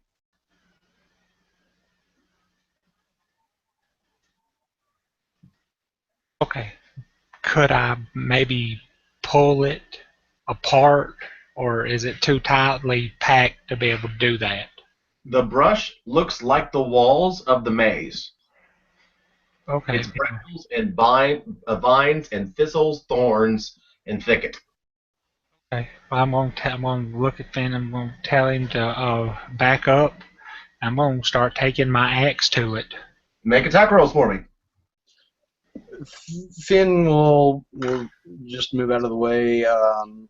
He'll step 2 feet back and let him work. 17 and 24. Yes and yes. Edinburgh, the light from Rhinestone is enough light for you to easily see that Garn has just started attacking the brambles and the thicket. Edinburgh will definitely hack away at some thicket. Who has the stone now? The pink stone. If it was going to be left unattended, I would have gone over and picked it up. I think Bear still has it in his mouth. Bear dropped it off at the surface, I believe, and shook his head. I got you. Well, Finn, unless you just want it, I would probably rewrap that back in the thing and stick it in that pocket. If you would like it, by all means. Finn doesn't care, really. He just didn't want it left unattended. Cool. He'll nobly hand it over. Garn, what kind of damage you got on that? My first hit was a 10, and I lost my dice. Oh no, I didn't have 10 and 6, so 16 damage. All right, you're doing a good job, but you are not cutting through as quickly as you would like to. So here's some fun stuff. I threw 2 more crits at the bramble. Give me damage. What's your base damage? 1d8 plus 7. Fantastic. So 1 is 30 damage. Yeah, it's going to be at least 30 because I rolled an 8 on my crit, so that's 8, 16, 23, and then All right, 12. that's enough for you to finish cutting through that first 10 feet of space. And as you finish cutting through that that 10 foot of thicket and bramble, you find a small outcropping of rock with a cave leading down. Edinburgh is cursing and shouting the entire time. He is Thanks to Ryan's light, you are able to see this.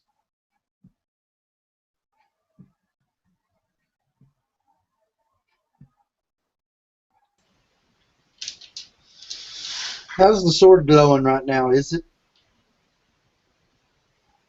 The sword is glowing just as brightly as when you stand in the clearing. Okay, so it don't seem to be growing or dimming at all. Not at all. Onward and on previous order arrangements. Come on. Not even 20 feet after walking into the cave, the sword begins to dim. So before Ryan ever goes down, I would look up. God damn it. Up, you're only able to see to the edge of the dim light from your light source, and the canopy is further up than that here. So outside of your light source, it's black. I getcha.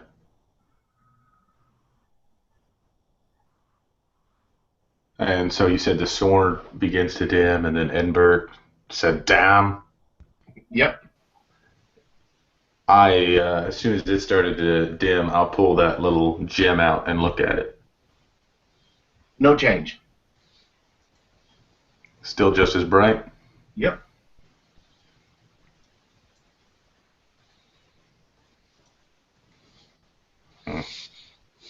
You know, I have you Jay, that says, look through it.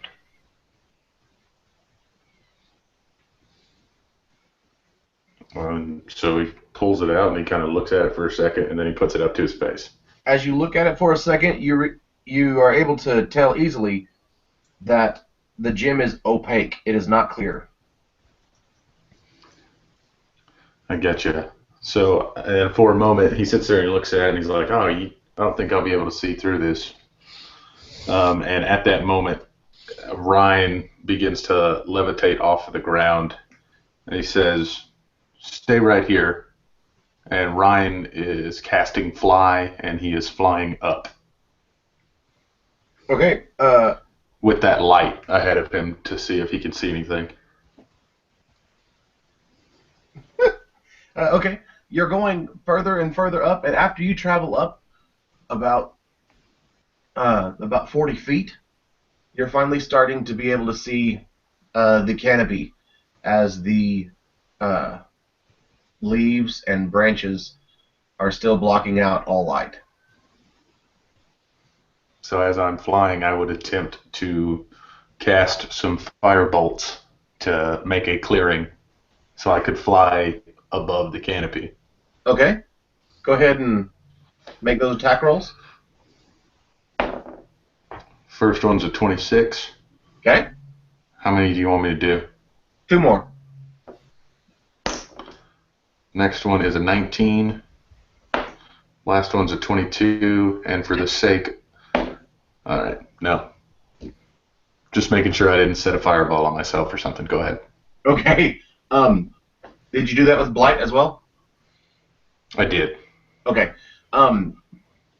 You are able to blast a space big enough for you to move through, so about 3 foot in diameter, and you're able to pop out of the top.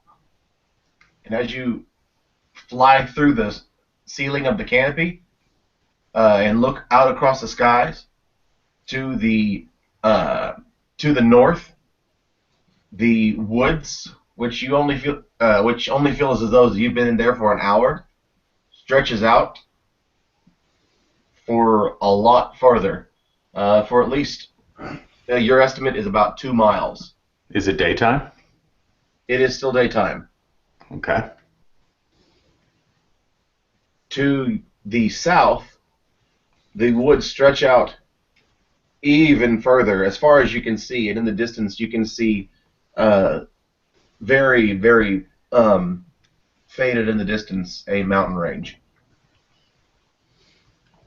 Is this mountain range familiar to me in any way?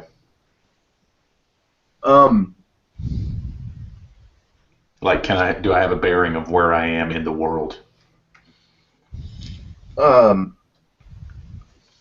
You guess that. Let's see. Go ahead and make a wisdom roll. Do that.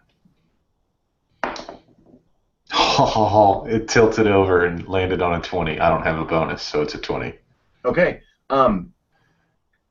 Based off of what you know and the world that's been around you as you've been making your mental map and trying to keep in mind the way that all your distance from Sorrow's Rest, you assume that that mountain range is somehow a part of, very far off from, albeit, Sorrow's Peak and the Mount of Sorrows.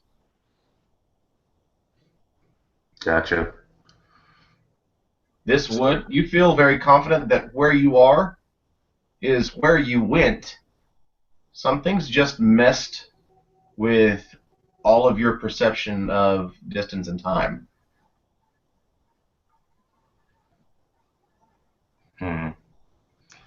So, kind of realizing that the direction that he's looking is south, he would slowly begin to kind of turn to the east and try and affix to the direction that he believes Sorrow's Rest would be. Uh-huh. And he'd kind of linger for a minute, and if he couldn't see anything, which he really wouldn't expect to be able to see anything, he would then continue and kind of just face north and just hover for a moment. And almost like he started thinking about something else, almost like he was breaking up his concentration on his flight, he would kind of start to fall a little bit, and he would drop through the canopy, which as he kind of looks up, I assume it would probably regrow and tangle back over the top of him. No. Okay, cool. So he would kind of see that spot, but since he's already now down, he continues his descent back down to the rest of his party, where once he kind of lands, he just shares his experience, saying where he feels like they are, but something is distorting his spatial reasoning. But he would share that with everybody. Finn looks to Edinburgh, and he looks to the wizard Ryan, and he strokes his chin for a moment, and then he says, "Well then, the path before us is a cave downward. The way up, the world above us is not, but the sky over this roof of tree tops." He kind of has a sickened look on his face as he kind of looks up, and then he looks back down into the cave, and he looks at Ryan. You have that light. I appreciate it. If you could shine it once again and let us continue. I think if we go further down, we might find more answers. Yeah, Ryan says on, and he still kind of floating through the air, has to say he's still concentrating on his spell, but he says on, and the light, and he kind of starts to go down into the cave. I'll follow with him.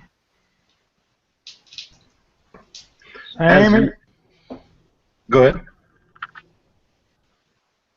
I said I'll follow him too. Okay.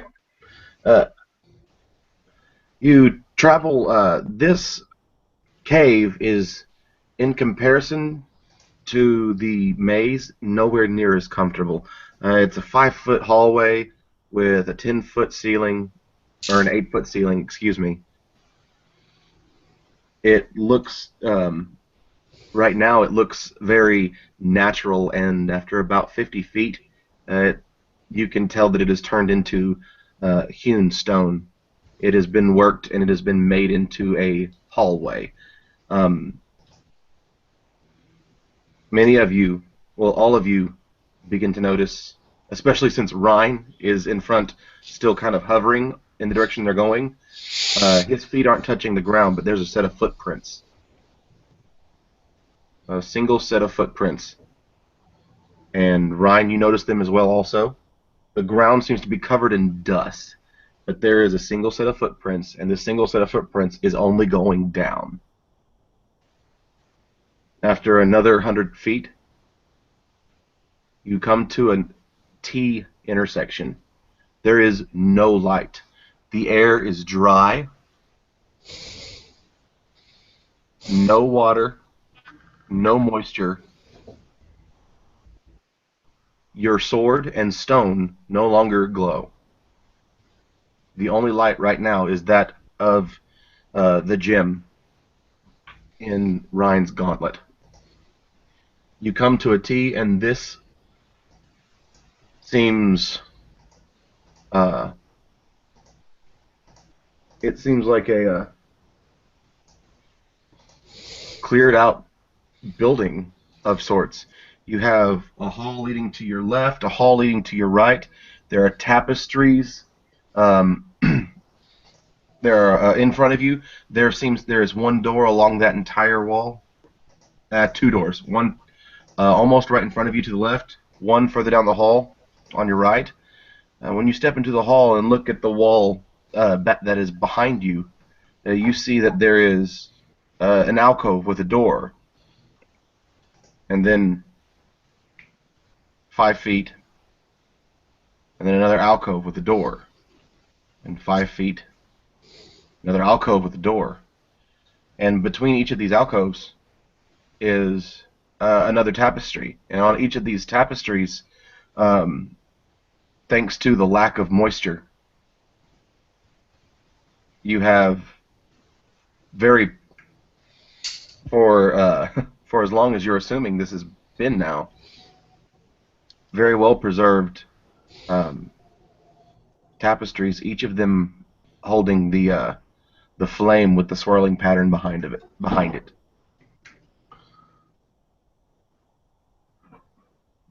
How big are they? Each one stands about 4 foot tall. Ryan will Mounted on take the wall. one of them down, roll it up, and put it in his sack. Okay. Hell are you wasting time on those for? Not wasting any time, just stowing it.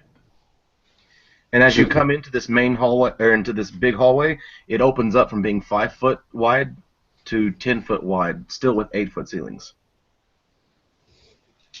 You count along the walls on this east side, 9 rooms.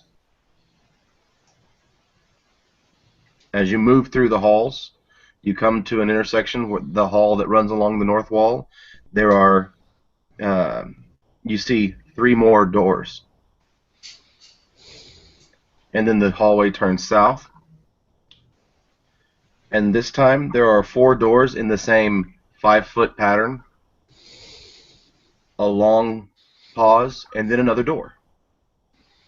On your left, you realize you're going around some sort of center room. The doors are further sparsed out, and you're able to tell that they would match evenly on the opposite side where you came in. Where are the footprints? The footprints in here are all over the place, especially in the main hall. You in the rooms on the outer side of the area. On the outer rim of the rooms, you find that the footprints go in and out, and then it just scuffles all over the place. But as you watch, you find that, or you see that all of these footprints seem to all be connected. When you follow them, you realize that it's all flowing into the same area, and then flowing into the same area again.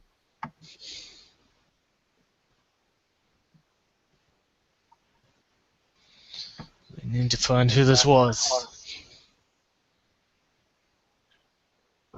So, as we're going along, if we keep walking in a circle at this point, Finn will, if we don't come to a dead end along the way, about this point, he'd start opening doors as we pass them. All right. as you're opening those doors, you He's not really looking in. He's just kind of opening it up and moving on. He's just like, okay.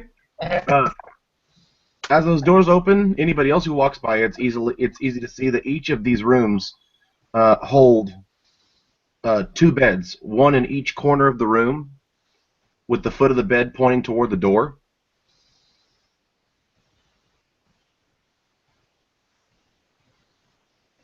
Make that smaller. There we go. Let me share my screen with you.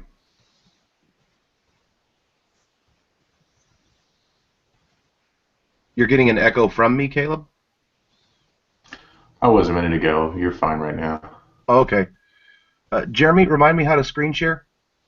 Go That to green the button? left. There's that little green monitor screen with an arrow. Do you see this? No. Oh, now we do. Okay. This is the basic layout of what you found. You came in. Can you see my arrow? I don't see your arrow. Okay, I didn't know if Oh. you could actually see my mouse. Yeah. The right side where the hallway seems to leave the map, that's where you guys came in. On the right side, that's the long hallway with the rooms. Rooms 1 through 9 have 2 beds in them, and they seem very very Spartan. There is not more than a single desk with it seems the remnants of candles. Room 13, 14, 15, and 16 are the same. 12 and 10, you find one bed, and also only find one bed in room 11. Oh, what's in this? Have we been in the one where the blue and the yellow dot are? All right. You go into room 18, and what you find, pushed up against the back wall is the top of the map. We'll call the yellow part the front of the room, and the back of the room is the farthest in from it. The back of the room, there are mats. Mats that are no more than 2 by 3. And they are all pushed up against the back walls out of the way. In here, the footprints that you have been following, they are not as haphazardly made. There seems to be a little bit more worry made about these footprints.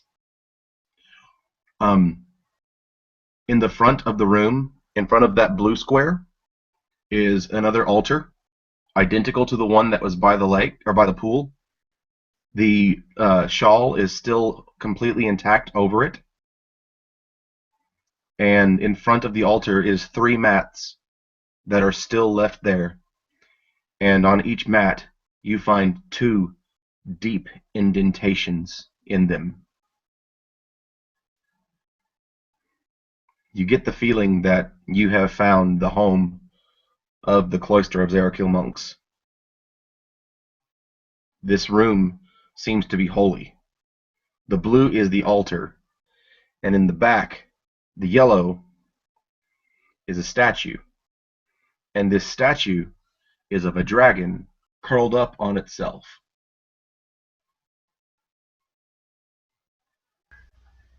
Oh, does there look like with this dragon? Does there look like a place that this pink stone could? Make an investigation check for me. Okay.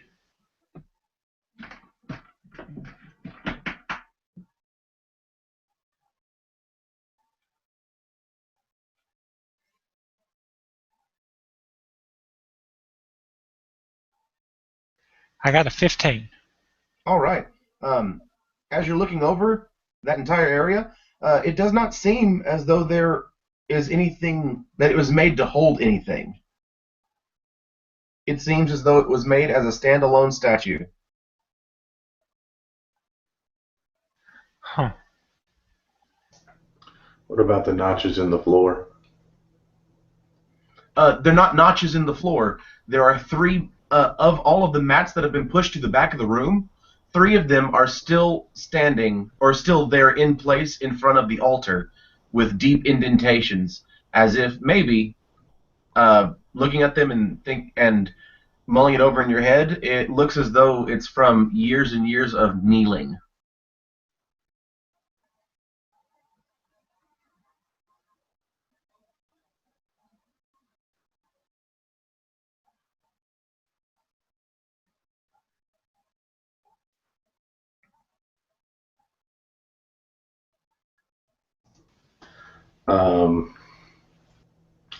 So Ryan would suggest, he says, this probably sounds strange, but perhaps we should make use of the beds.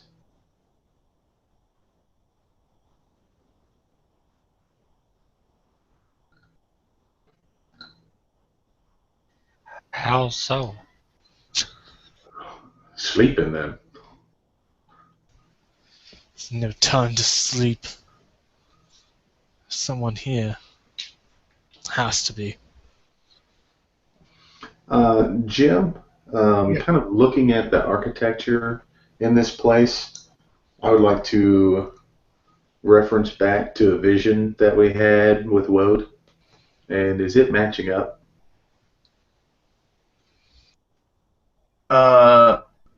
What was the vision of? So I remember which one that you're trying to reference. Malafalua.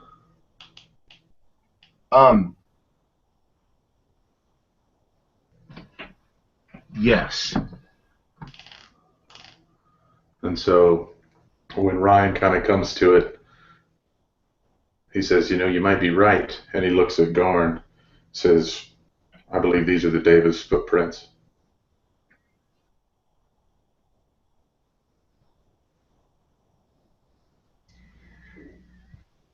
That's why he hasn't come back up yet.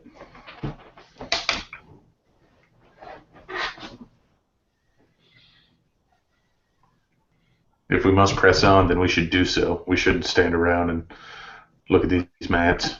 Either we take them to the pool or we go further down. Finn, where are you? Finn is a human. He's very... Where? Where am I? In this room, I definitely see myself hanging out in the far back corner, just kind of watching everybody from outside. Okay. Ryan, where are you? Right next to Edinburgh. All right, so y'all are at the front of the room. Finn, give me a perception roll. With the distance, am I at disadvantage? Or can I even see? You can, Okay. because of the light that'll be helping you, because the bright light is where you would be able to see it. Okay.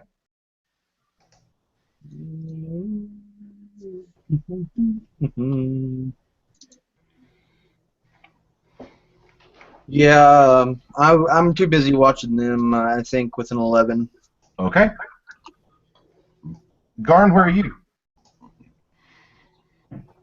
I was at the statue. All right. Garn, roll me a perception with advantage. Okay.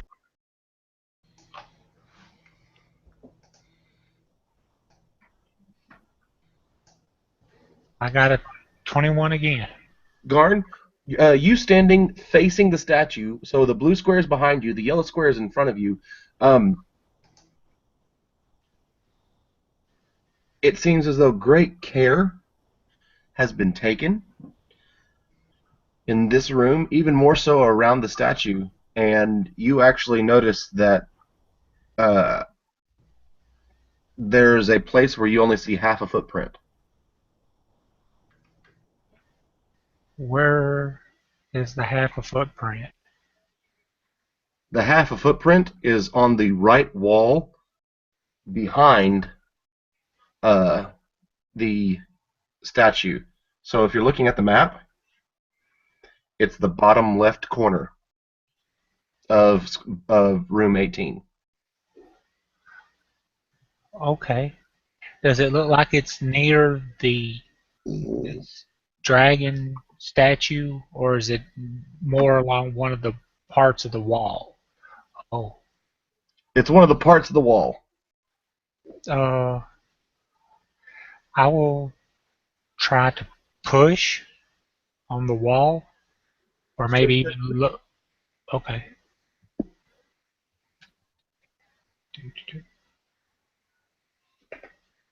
Oh, got a 10 plus, what is the strength? I got a 13. All right, you are not able to move the wall. But as you are pushing on the wall, leaning, giving all of your effort, you do see on the back side of the statue, the tail of the dragon that is coiled in on itself does not seem to have dust on it. I'll pull on it. Okay, as you pull on the tail, nothing happens. Push, pull. Pushing and pulling on the tail does nothing. Huh. Okay, one more. Twist. Twist does open the door. And the rest of you see, as Garn is struggling, pushing on the wall, all of a sudden starts to reach behind the statue, and then you hear a very quiet sound as the mechanism in the wall and a weight begin to raise the door. In this room, you find a bedroom, a desk. It's 15 by 15 feet, the largest room that you have found so far. Well, largest bedroom you have found so far. And on this desk, there is a small leather-bound book lying open. There is an inkwell, and the ink is dry. Quill has fallen over with the ink dried on its tip. And you will see as the footprints lead over to the desk, and there the dust on the floor has been cleared off very well, specifically by the two footprints right beside the desk, as if whoever went over there stood there for a while. I'm going to actually walk over to where the desk is and see if I can actually read the book. All right. It's actually in common. The words come to you naturally. It says, 7th of High Sun, 7:32.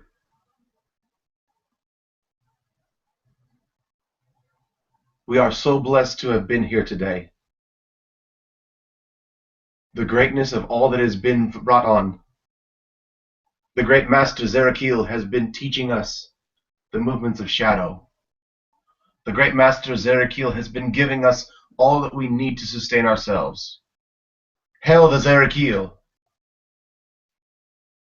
As you flip through some more pages in the book, you come to an entry near the end. If the prophecies are true, then Zerakil is to be reborn. If the prophecies are true, then the debt that must be paid cannot be too high. If the Father Zerakil, the man who taught us to never fear the shadow, that the shadows can never harm us, and that we can be the masters of them, and we can bring light through the shadows, we can save the world.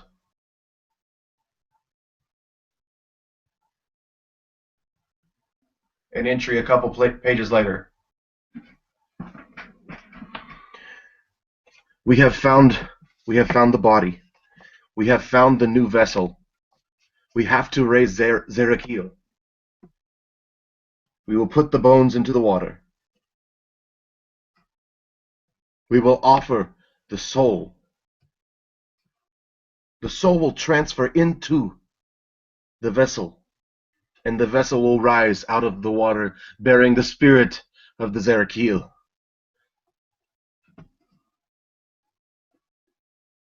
couple pages later. By the gods, what have we done?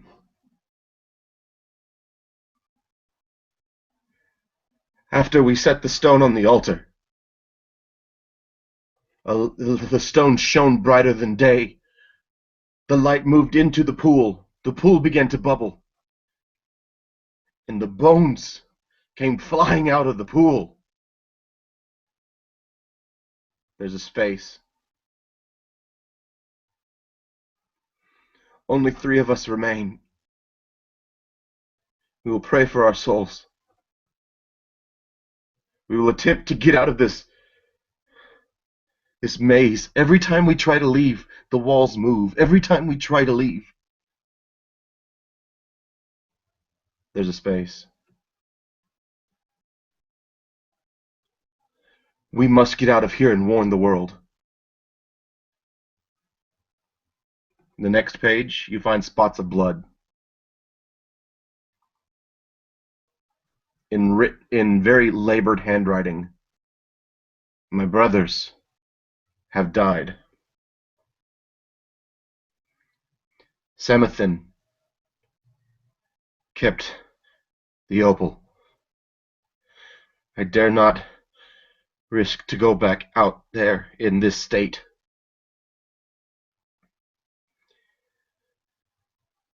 But if it must be done, Father Zerakiel, forgive me for my sins.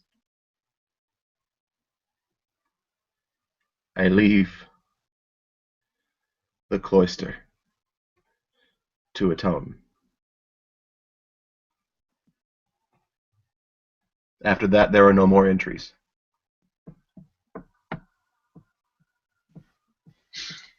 I'll narrow my eyes, close the book, and I'll turn to the rest of them kind of stone-faced, and I'll say, I don't know what magic or whatever they dabbled in, but we can't put the stone back on that altar and and apparently they put bones, and it brought something to life.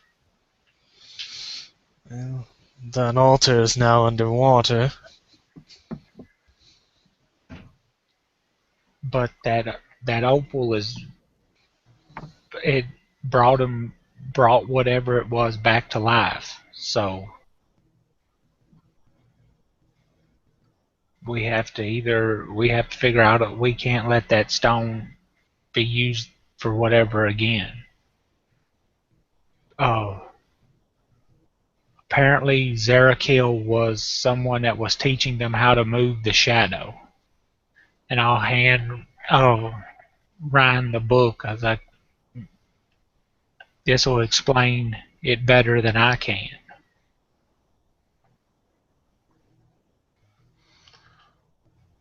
Ryan would, kind of see the pages that Garn had spent more time on, maybe a crease in the binding, or dog tagged an ear, and he would kind of read out loud what all of these entries said, so that everybody could see could feel what Garn had felt.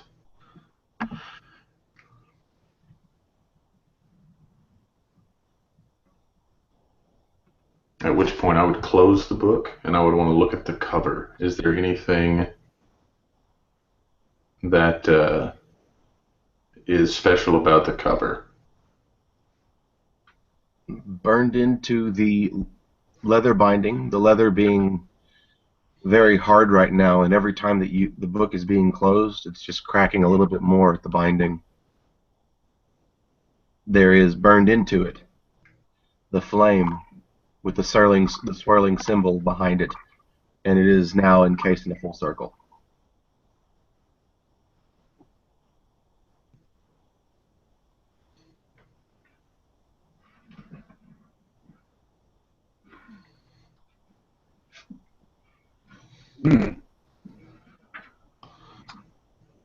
So they accidentally brought back something that could fly. He looks over at Edinburgh and gives a grin and looks over to Ryan. So, my assumptions were correct. And he kind of has a sorrowful look on his face for a moment after that. Says, which assumptions are those? We found our answers down here. Or at least more answers. And maybe some more questions. But anyways, I think it's shown some light on what happened, at the very least. Now, we could just find a way back to...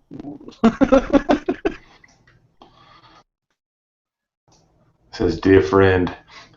He was joking. Obviously, he was jesting. And Ryan did not pick up on that. He didn't know that you were joking. And so when you say that, he kind of looks at you and smiles for a moment, and then looks to Garn, and he says, well, Deva, what next?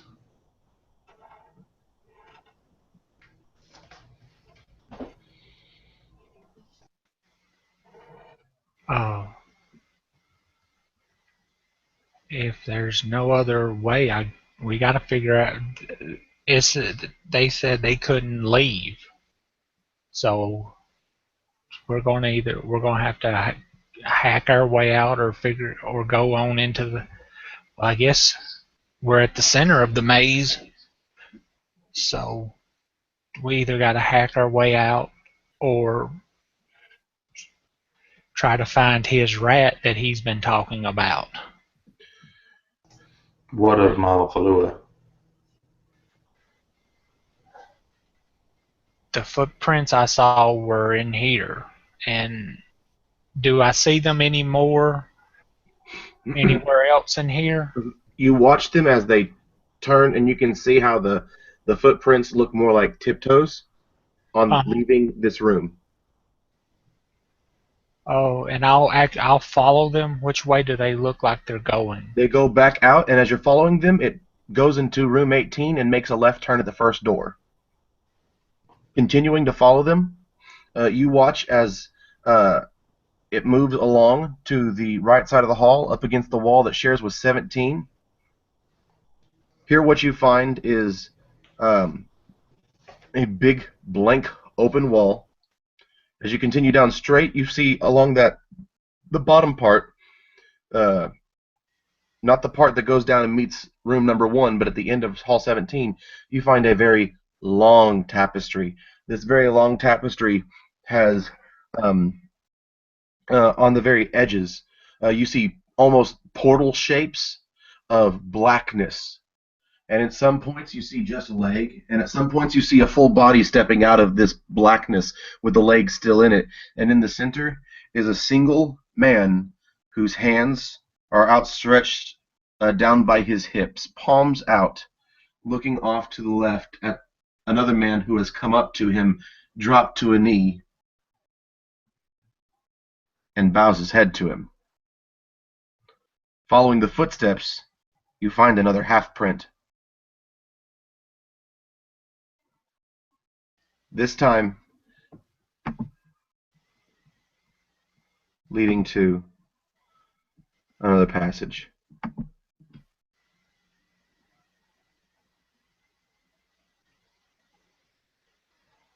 Well, I'll keep following I'll let. Did anybody else did? So I will go back and I found another passage, and not really give any if they want to come or not. So I'll head down the secret tunnel.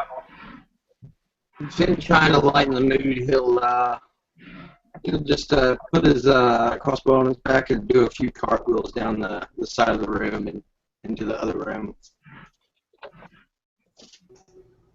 Ryan looks at Edinburgh with a disapproving look on his face, and then he just kind of follows down the hallway.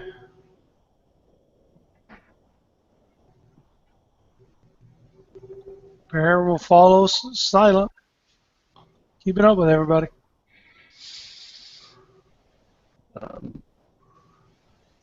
And as he follows over to the pathway, Finn will lean against the wall and wait patiently for the others as he takes down the crossbow and sets it at his hip again, ready to continue forth. Just very, very happy to have found some sort of detail as to what's occurred here and what's taken place, and what sort of danger could possibly lie in wait for Old if he wasn't with these gentlemen.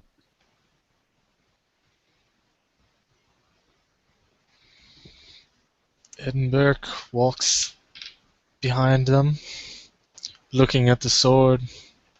It's not glowing. He's cursing under his breath.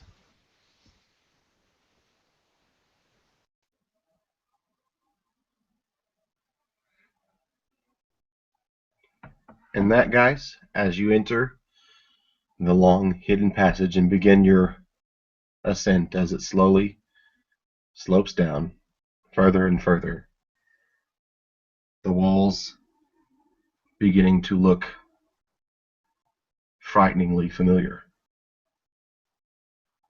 That is where we will end our night.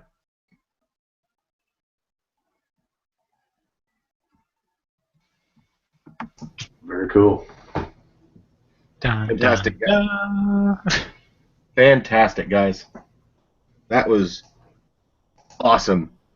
So, real quick, again, I'm Jim, the GM, and you're watching our Eotha Chronicles.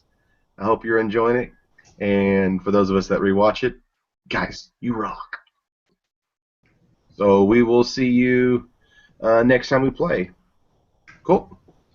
Sounds See you good. later, guys. Later. Bye, people.